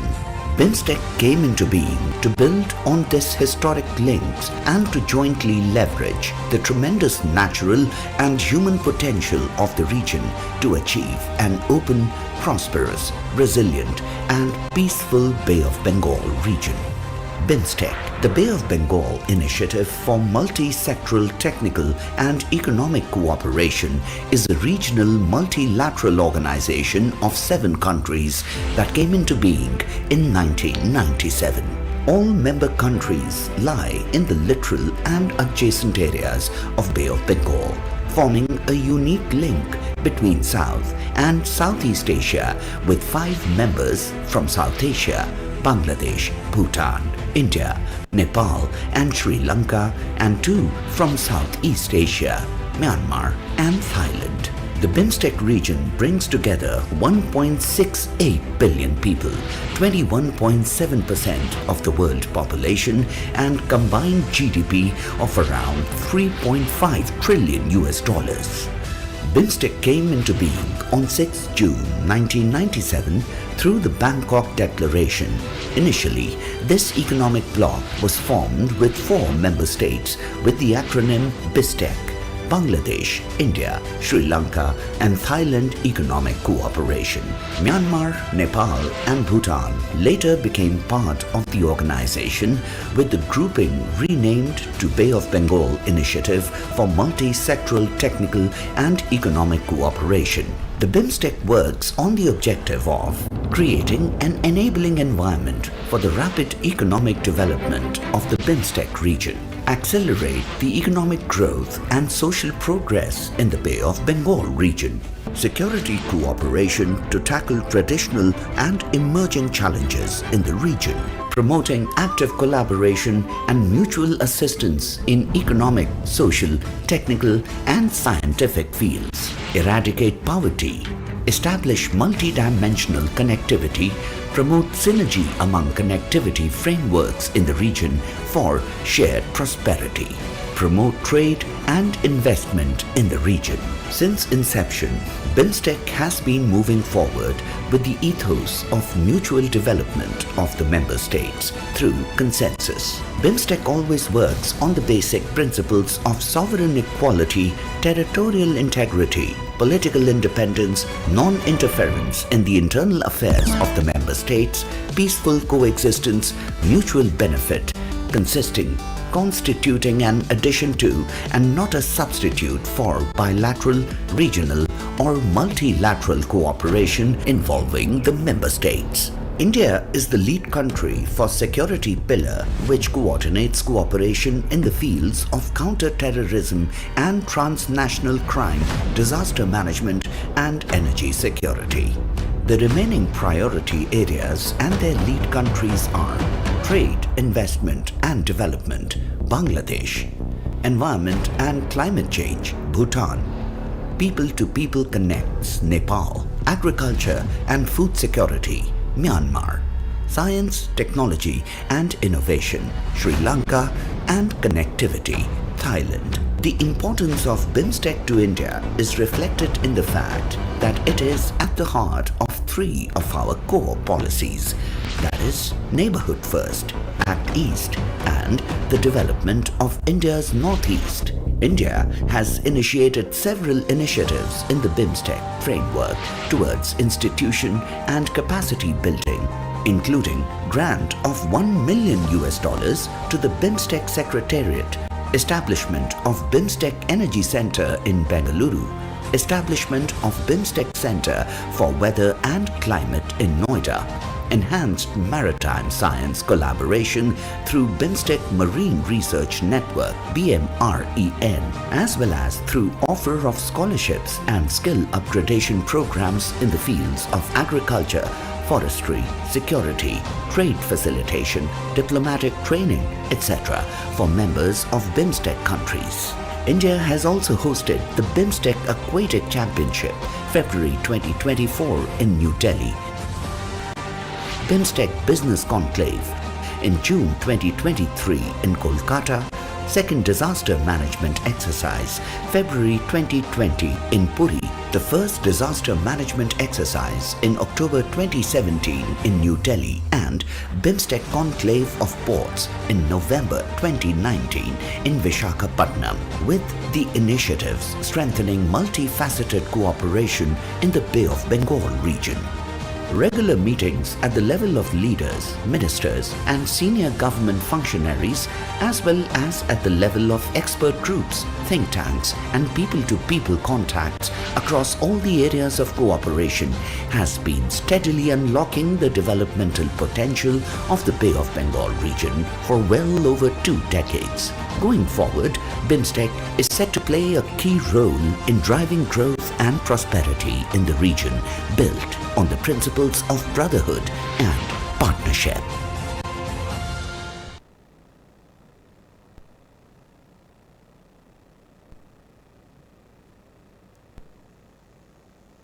On April earlier this year, the 6th BIMSTEC Summit was conducted in Bangkok, Thailand. During the summit, leaders of the member countries reaffirmed their commitment for regional cooperation. They adopted the BIMSTEC Bangkok Vision 2030, which envisages a prosperous, resilient, and an open BIMSTEC region. Another key challenge to the emerging regional alignment is extra-regional influence. While regional cooperation is key for regional growth, extra-regional engagement accelerates progress and enhances prosperity in the region. The region, therefore, actively engages with countries like Russia, China, USA, Japan, and Gulf nations for building infrastructures like roads, high-speed railways like metro rails and bullet trains, modern shipping ports, energy projects like offshore oil and gas developments, nuclear plants, as well as procurement and development of defense equipment. Challenges posed by extra-regional influences are being mitigated through resolute diplomacy, transparent deals, respect for regional stability, and strategic awareness. Extra-regional partnerships are thus being positively harnessed as strategic opportunities for accelerating growth in the region. In conclusion, the Bay of Bengal has evolved into a dynamic geopolitical and economical arena where regional and extra-regional interactions define balance of power. India, with its Sagar vision and robust maritime and technology capacity, continues to project leadership across the Bay, while Bangladesh's rapid industrial growth, thriving shipbreaking industry, and expanding blue economy demonstrate significant regional transformation. Sri Lanka's port modernization and tourism revival have strengthened its maritime relevance, whereas Myanmar's instability remains a major obstacle to regional integration. Despite shared aspirations, the region faces disparities in economic and technological development, which hinder overall progress. At the same time, extra-regional powers like China, USA, Russia, Japan, and Gulf nations have intensified their presence in the region, adding both opportunities and vulnerabilities. Notwithstanding these challenges, regional cooperation in trade, connectivity, technology, and security is increasingly part of national aims, which is taking shape in form of initiatives like BIMSTEC grid interconnection, free trade area negotiations, transport interconnectivity projects, as well as joint military exercises and training. It is pertinent to mention that it is exactly these initiatives to boost regional cooperation which has made it possible for this team of paper presenters from navies of India and Bangladesh to be present amongst you today at this prestigious Naval and Maritime Academy. The Bay of Bengal region is witnessing a cohesive regional alignment powered by deepened regional cooperation through mutual trust and a strong will to cooperate with each other in achieving the aspirations of its people. This regional alignment balances the challenges that may emerge from extra-regional influence through diplomatic instruments like non-alignment, neutrality, and equidistant foreign policies. The BIMSTEC Bangkok Vision 2030 stands as a testament to the region's growing spirit of cooperation and its collective commitment to accelerate and achieve sustainable development. May this vision inspire us to dream together, to act together, and to rise together as one region, one future. Thank you.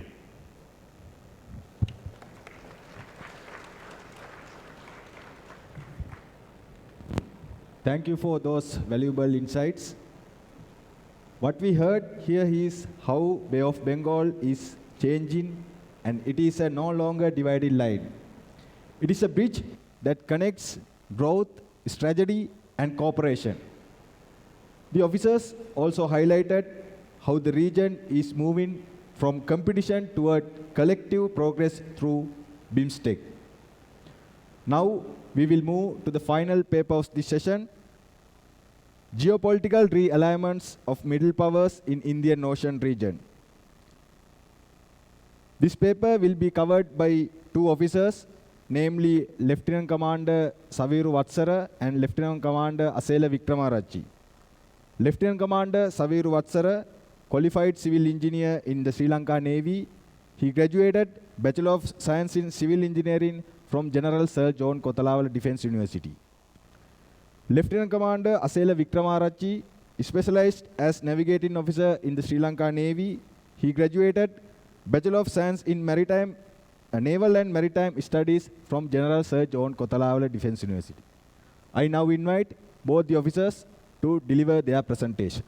Over to you.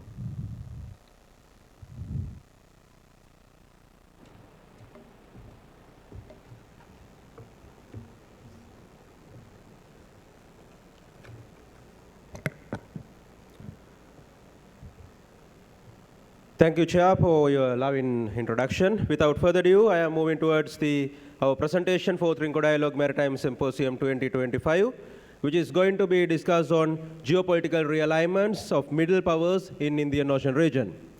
In the most of the times, discussions tend to focus on major power rivalries, their dominance, influence, the competition for control. And on the other hand, we hear about the small state issues and the challenges they face over the power projection of major powers. But very often, the role of these middle powers are less explored. So in this presentation, we will look how to middle powers in the Indian Ocean region navigate these ongoing geopolitical realignments, how they preserve their autonomy, and how they contribute to building the suitable maritime order. Let me start with the guiding quote by Dr. Dino Patichalal, former Indonesian ambassador to USA. As global rifts deepen, middle powers can be the game changers in 21st century world order. So ladies and gentlemen, within the next 20 minutes, we are going to discuss our topic within this framework as shown in the screen.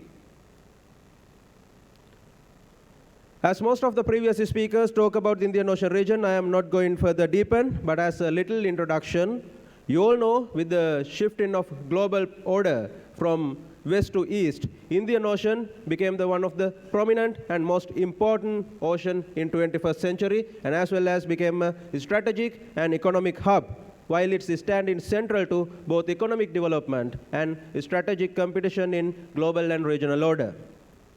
The vital sea line of communication in IOR houses majority of global oil shipments, trade, and it's linking major economies across Asia, Africa, and Middle East.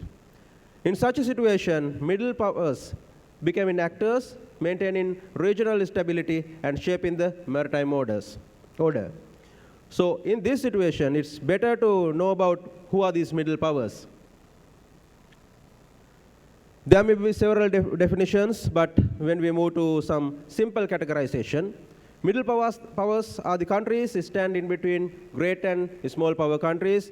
They don't control regional order or world order, but they have enough diplomatic, military, economic, strategic influence what happens around them.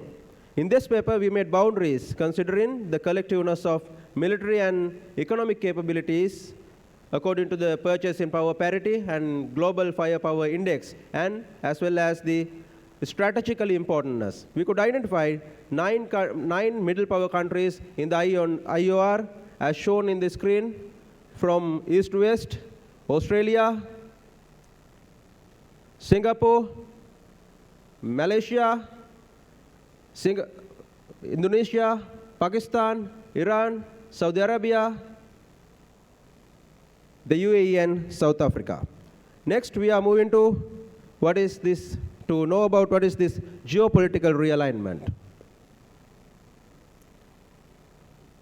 Geopolitical realignment means the shifting of alliances and power relations among nations as political, economic, and security conditions change. This shift may occur both opportunities and vulnerabilities, but most of the times it set in additional stress on the countries about their national interest. In the Indian Ocean region, we could identify some key contemporary alignments: US-China rivalry and India's rise as a major power, China's Belt and Road Initiative and Eastern Pearl strategy, the United States Indo-Pacific strategy and Quad partnership, India's engagement with China through Shanghai Cooperation Organization. With that, ladies and gentlemen, I am taking you to this core of this presentation, the DIME analysis on the capabilities and influences of these middle powers. I think it's better to know about these capabilities prior to talk about align with this realignment. So the first dimension, the diplomatic dimension. In here, we can identify main 4 pillars.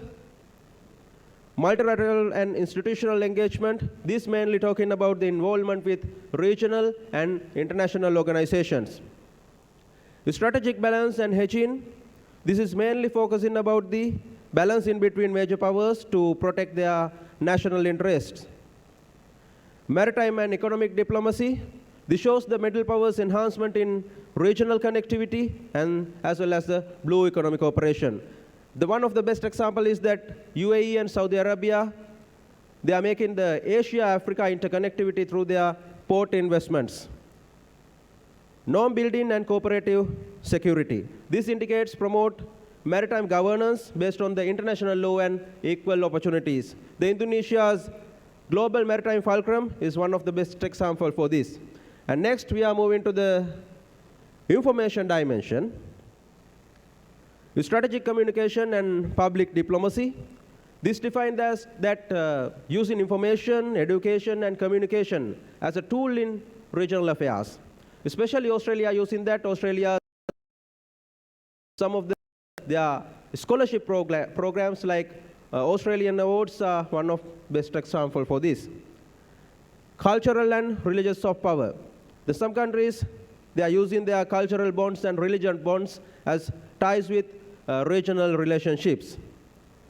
Knowledge and digital diplomacy. Sharing knowledge and digital capabilities is another method that can influence over the region.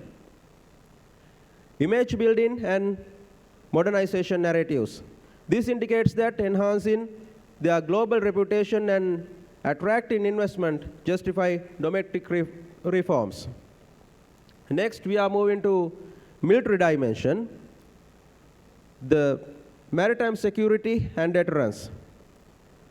Although middle powers, their lack of military strength as major powers, their defense instrument play a vital role in the deterrence, maritime security, and cooperative engagement. The defense partnerships and interoperability. If I take the example, the Australia's collaboration in US and Japan defense alliance, that is one of the best example for these defense partnerships and interoperability. Emerging power projection and strategic reach. The UAE and Saudi Arabia, they are expanding naval infrastructure and establishing their logistical footholds in East Africa, reflecting a growing capacity for maritime projection aligned with their trade and energy security interest. And next, we are moving to the final element of the DIME analysis, that is economic dimension. The trade and connectivity initiatives. The economic influence is the most visible and the measurable instrument in the middle powers in IOR. When we consider some examples, the Pakistan's China-Pakistan economic corridor through Gadar port and Iran's north-south transport corridor through Chabar port, they are extending this regional connectivity to the global market. Diversified partnerships and economic balancing. This indicating engage in multiple economic partners to sustain autonomy and avoid the great power rivalries. Financial and innovation hubs. This indicates they act as centers of global finance and technological advancement, the drive in economic growth and investment as well as the modernization. Resource and industrial diplomacy. South Africa has strengthened its economic role through industrial and resource diplomacy, especially in blue economy and South-South trades are example for this. So ladies and gentlemen, after this DIME analysis, I am next taking you to identify what are the impact of contemporary geopolitical realignments in middle powers in this IOR. The strategic dependency, the dependence on one power block or bias into one power block, it may cause and it may increase vulnerabilities and geopolitical realignments. Second, balancing behavior. The nation like Indonesia, Malaysia, Singapore, they are maintaining diversified partnerships and most of the times neutral alignment and avoiding entanglement with rival blocs. But this may limit their capacity to take the decisive role as a leader in the region. Third one is the economic vulnerabilities. The economic interdependence, it always creates both opportunities and vulnerabilities. As the UAE and Saudi Arabia, they expand in their influence through Vision 2030 and major port investments, but they are still exposed to the maritime insecurity and some ongoing regional tensions. The last one is the normative repositioning. This means the effort by a nation to change their position, change their place, and change their influence within the international system. This may risk strain in relationship with major powers and limiting economic engagement opportunities. With this impact over middle powers, ladies and gentlemen, next we are moving to in our presentation regarding the behavior of middle powers and way forward for overcome these contemporary challenges. For that, I would like to invite Lieutenant Commander Asela Vikramarachi to continue the session.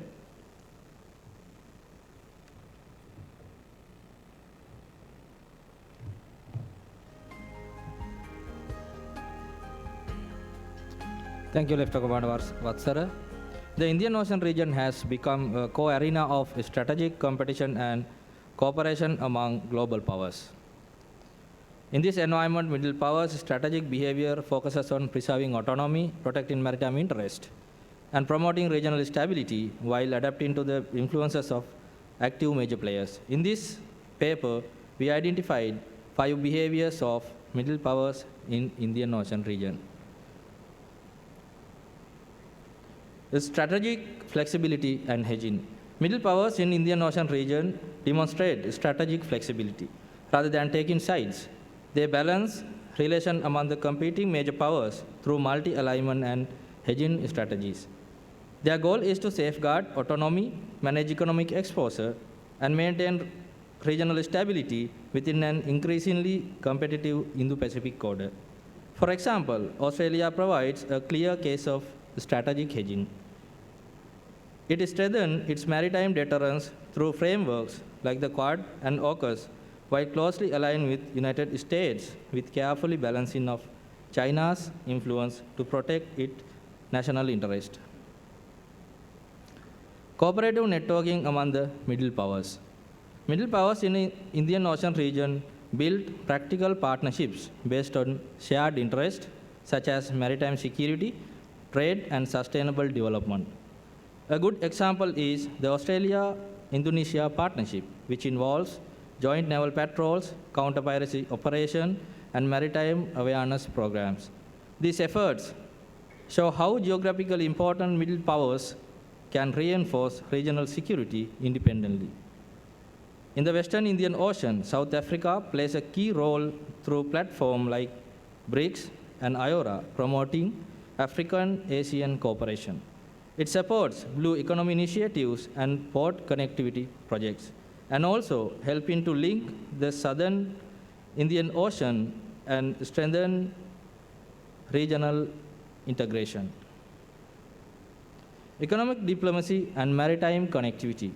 Economic diplomacy remains the core instrument of middle power strategy in the Indian Ocean region.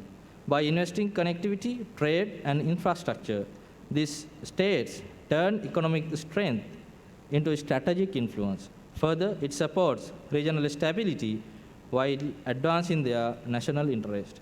The UAE and Saudi Arabia have become leading examples of this approach. Through port investments and logistic networks, they are linking the Middle East with Asia and Africa. Projects such as Jebel Ali in UAE, Dokam in Oman, and Hambantota in Sri Lanka highlight their ambition to control maritime nodes across the region. Maritime security and strategic stability. Maritime security is the core element of middle power strategy in the Indian Ocean region. Countries like Australia, Indonesia, and Malaysia conduct coordinated patrols in the Malacca Strait, one of the world's busiest maritime choke points. These efforts strengthen collective deterrence and show the region's ownership of own security responsibilities. Meanwhile, Singapore plays a vital supporting role by providing advanced surveillance, logistics support, and information sharing capabilities to multinational operations combating piracy and trafficking. Together, these actions enhance operational readiness and maritime stability across the Indian Ocean region. Finally, engagement with small island states. Middle powers extend their influence by partnering with small island and coastal states through development, security, and capacity building initiatives. These partnerships build goodwill, strengthen legitimacy, and expand access to key maritime zones. Through IORA programs, Australia and Indonesia support disaster relief, climate adaptation, and training for island nations. Meanwhile, UAE and Saudi Arabia invest in ports and energy projects across the Sri Lanka, Maldives, and East Africa.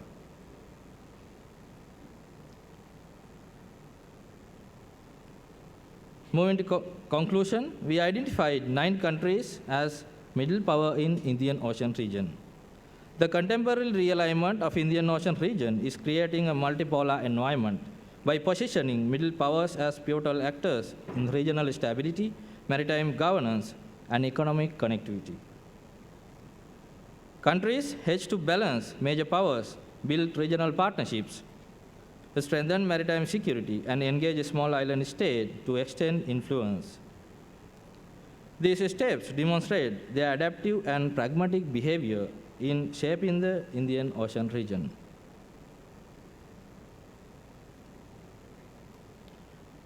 Ladies and gentlemen, with that, we have reached the final part of our study. Based on the findings we discussed, we would like to present the following recommendations.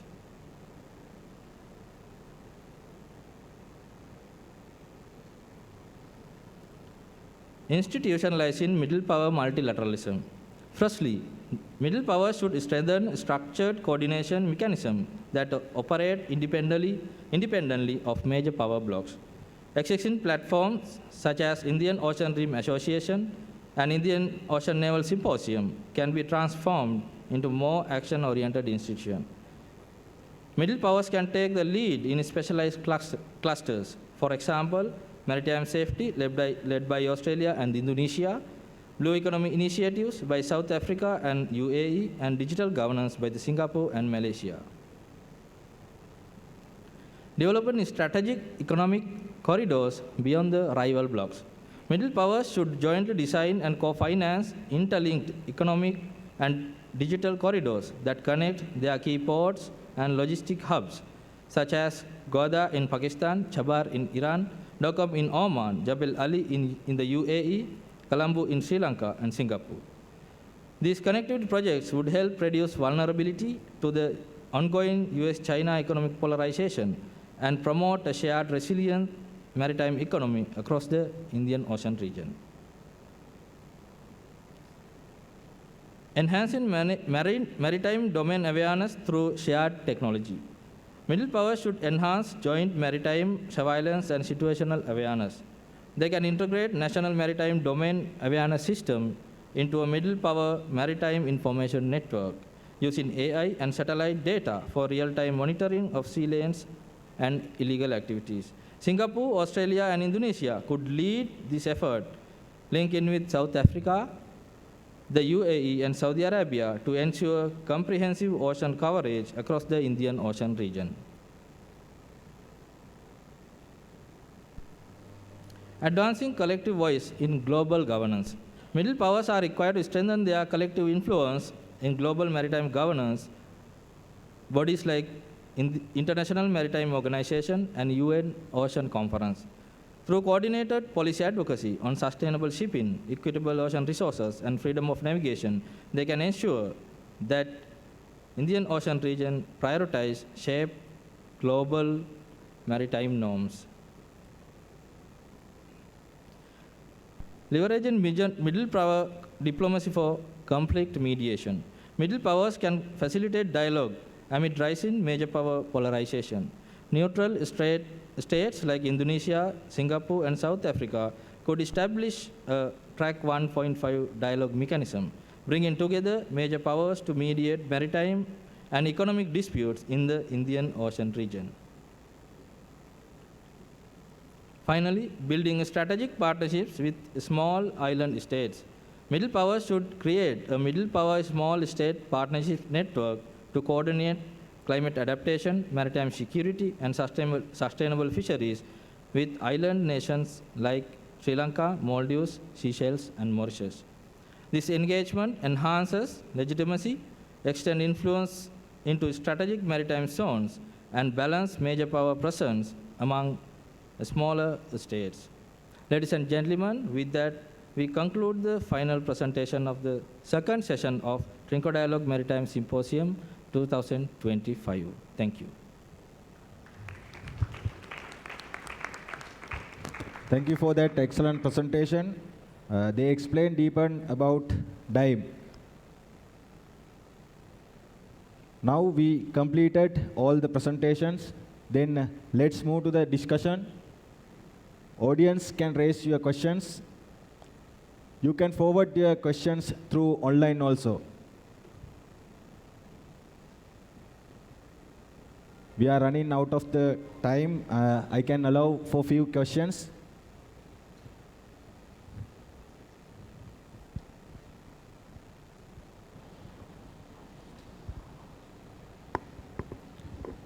There is a online questions from Commander Iranga Swarnahansa. I will read this question. So anyone can light on these questions.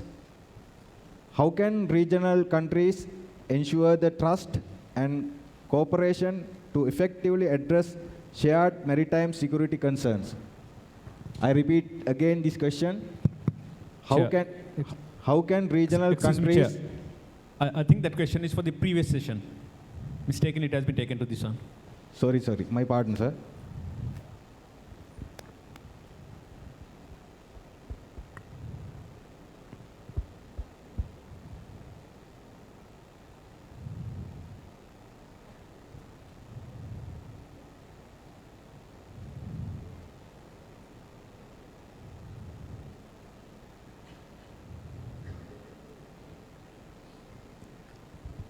There is another question from Commander Himal Ranavira. What types of information or analytical data are shared by IFC Colombo other than statistics related to IUU fishing, poaching?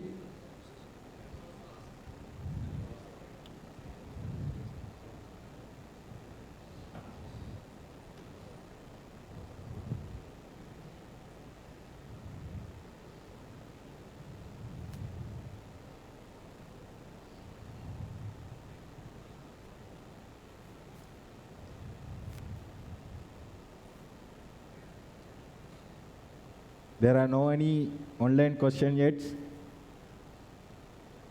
Any other questions from the audience?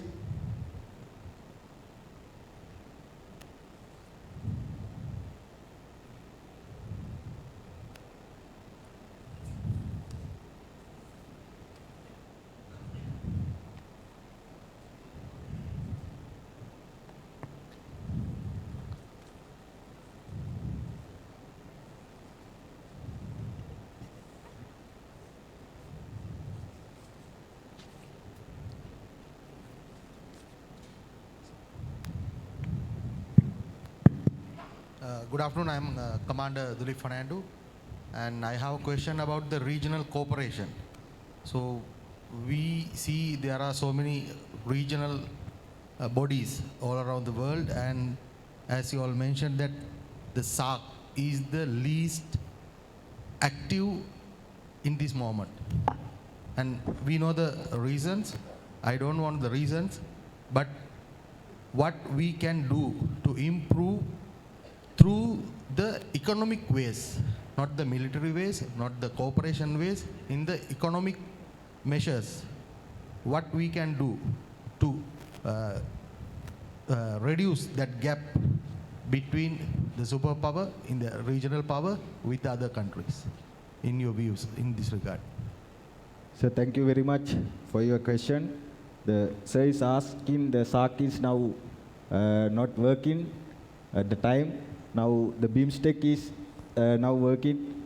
So he's asking how that economically we can gain as a smaller country.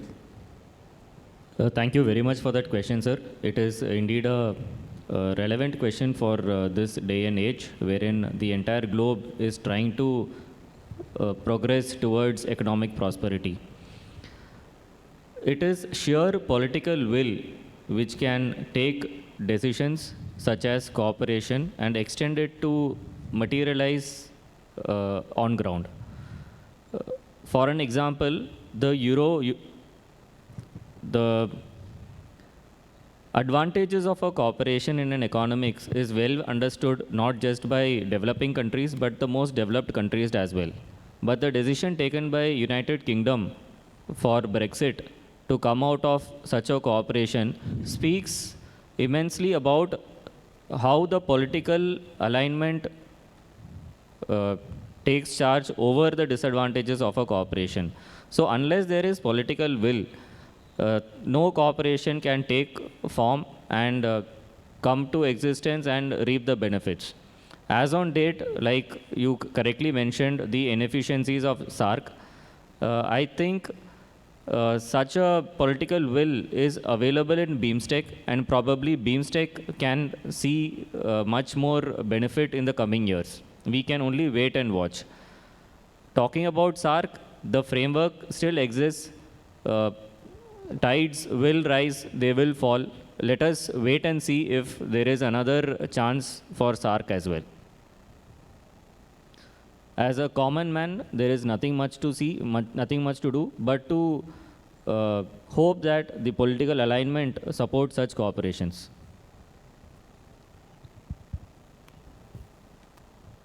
Any other questions?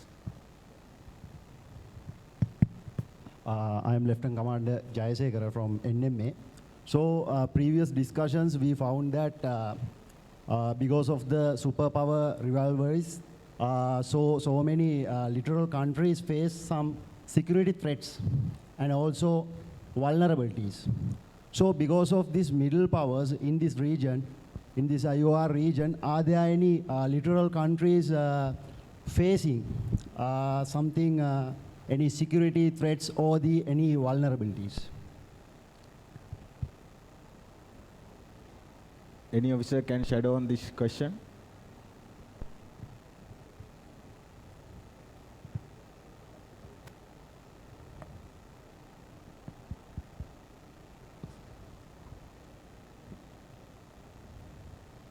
Thank you for your question, sir.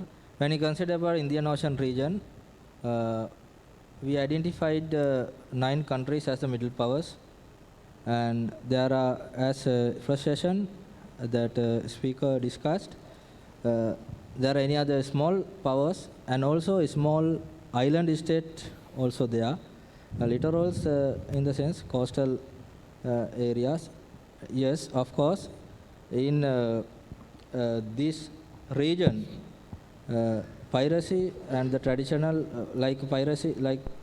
piracy, traditional and non-traditional threats can be occurred. And so if middle power countries can sit in the common table, and which has not taken place yet, because countries which have identified by ourselves, they have not sit together and they have not such organization like any others are having. For these threats and vulnerabilities for the Somali pirates and all, if middle countries, middle power countries can work together, then they could manage these all security threats and vulnerabilities within themselves without taking align with the major power countries. And I would like to add something about that. Especially in our paper also, we talk about some kind of a common maritime security compact in between these middle powers. It means security compact means it may be some light one. It's regarding the naval training, regarding those address to those non-traditional threats and like those things. So with that, if such a kind of a situation is arise, such a kind of a compact is maintained within those middle powers, ultimately the littoral states also will take the advantage from that. As Vikramaraj said, that threats will be reduced, and because that middle powers, they have so many capabilities, military capabilities and digital and technology capabilities. As littoral states and small powers, the other countries also can join with them in such a naval exercises, naval training, those kind of things. So in such a kind of situation, it will be an opportunity rather than a vulnerability. Thank you. Now time for the conclude the final session. Once again, I would like to thank to my panelists for their valuable insight. Now I hand over the forum to main control.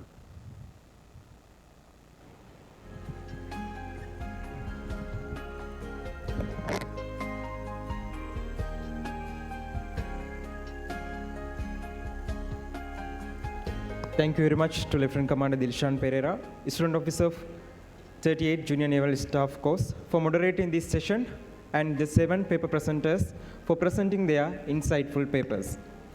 At this moment, I would like to invite the Commodore Superintendent Dockyard, Commodore Lanka Kakanamge, accompanied by the Deputy Training Captain, Naval and Maritime Academy, Captain Dhammika Gamage, to kindly present mementos to the moderator and the paper presenters as a token of appreciation for their valuable contribution.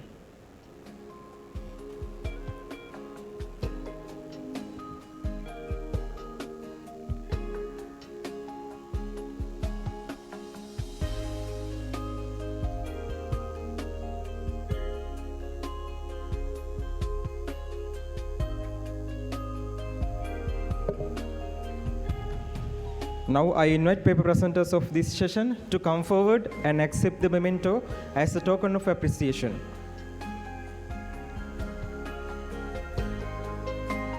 Lieutenant Commander Dilshan Pereira.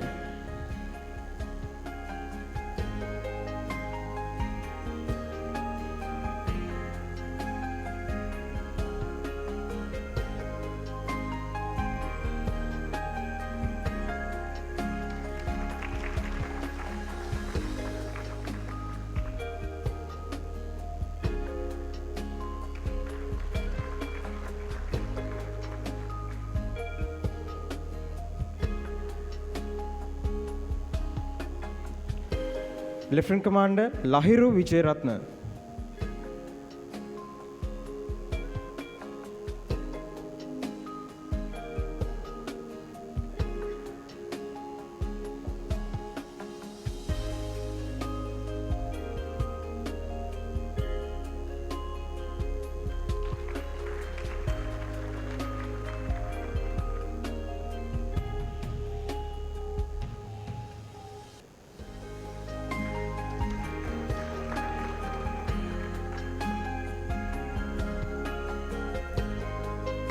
Lieutenant Commander Pasan Ranasinghe.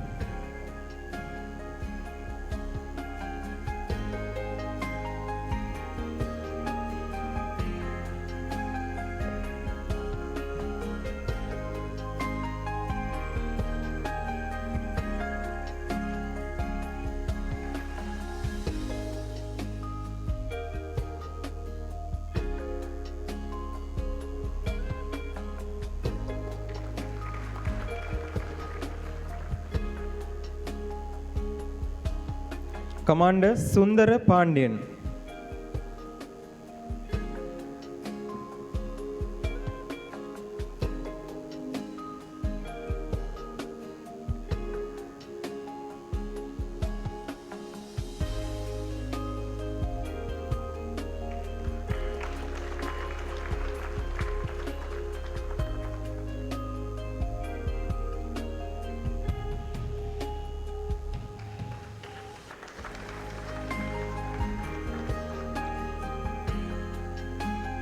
Commander Pushpander Tyagi.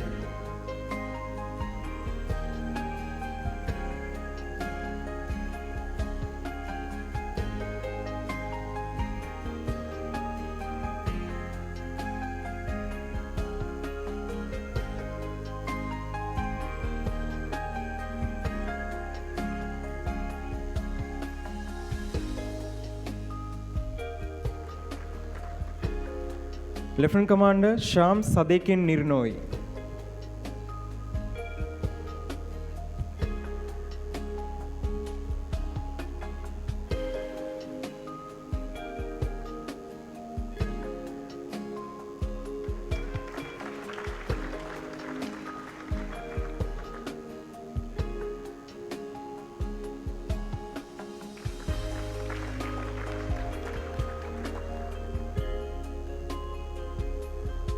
Lieutenant Commander Saviru Vatsara.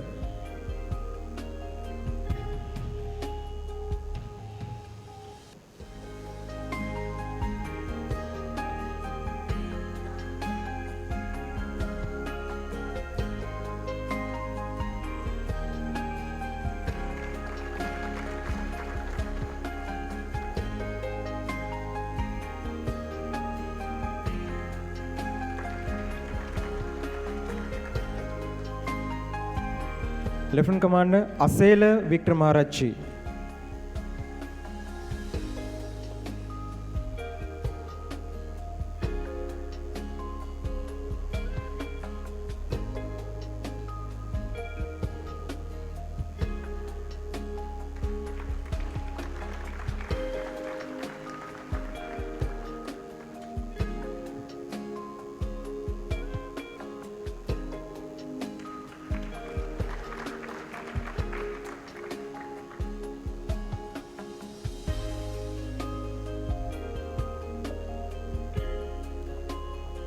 Thank you very much, sir.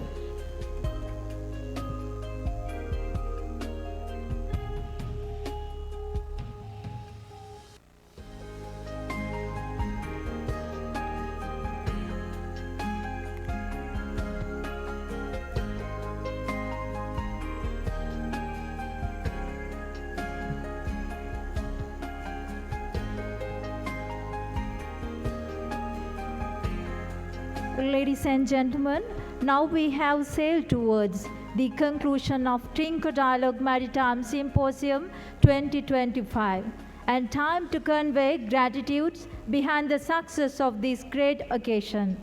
May I now respectfully invite Lieutenant Commander Rangana Jayasinghe, Senior Most Officer of 38 Junior Naval Staff Course, to deliver the vote of thanks. Over to you, sir.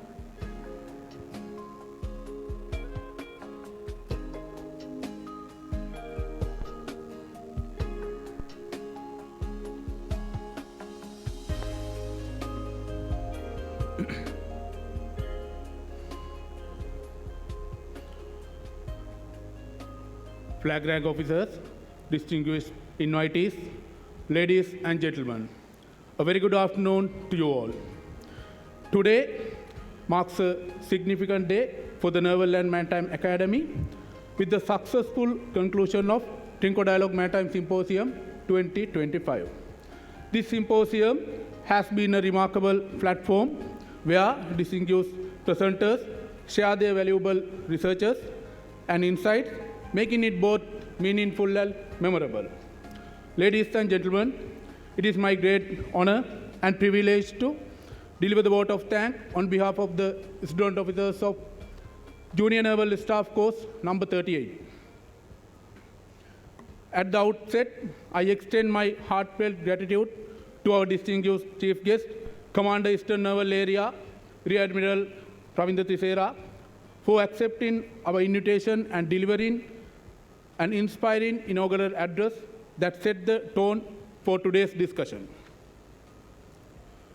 Also, I would like to convey my gratefulness for today's keynote speaker, Deputy Area Commander, Eastern Naval Area, Commodore Buddhika Jayavira.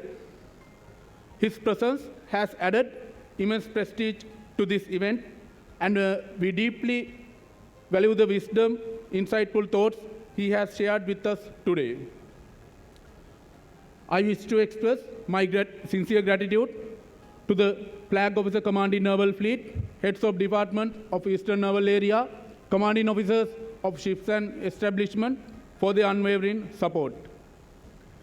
Ladies and gentlemen, further, I must extend my sincere appreciation to all the paper presenters and moderators for giving their insightful, thought-provoking contributions, which greatly enriched this forum for expanded our understanding of critical maritime and strategic issues.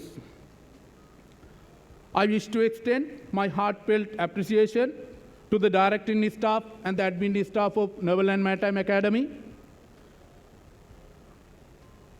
for their unwavering guidance and the support to succeed this remarkable symposium. I would like to express our deep gratitude to the directing staff and the student officers from sister services for their valuable participation for this remarkable event. And also, I must thank all the officers, officer under trainees, sailors, and sailor under trainees.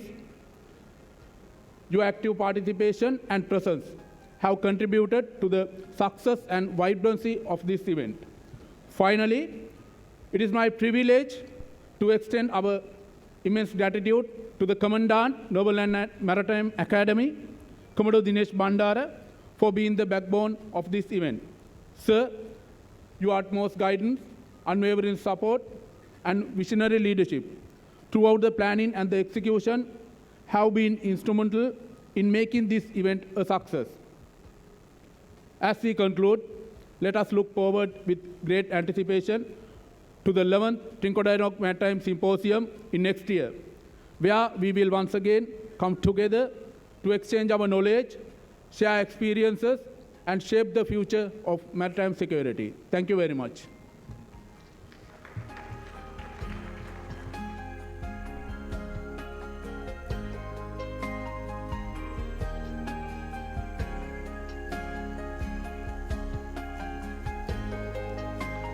Thank you very much.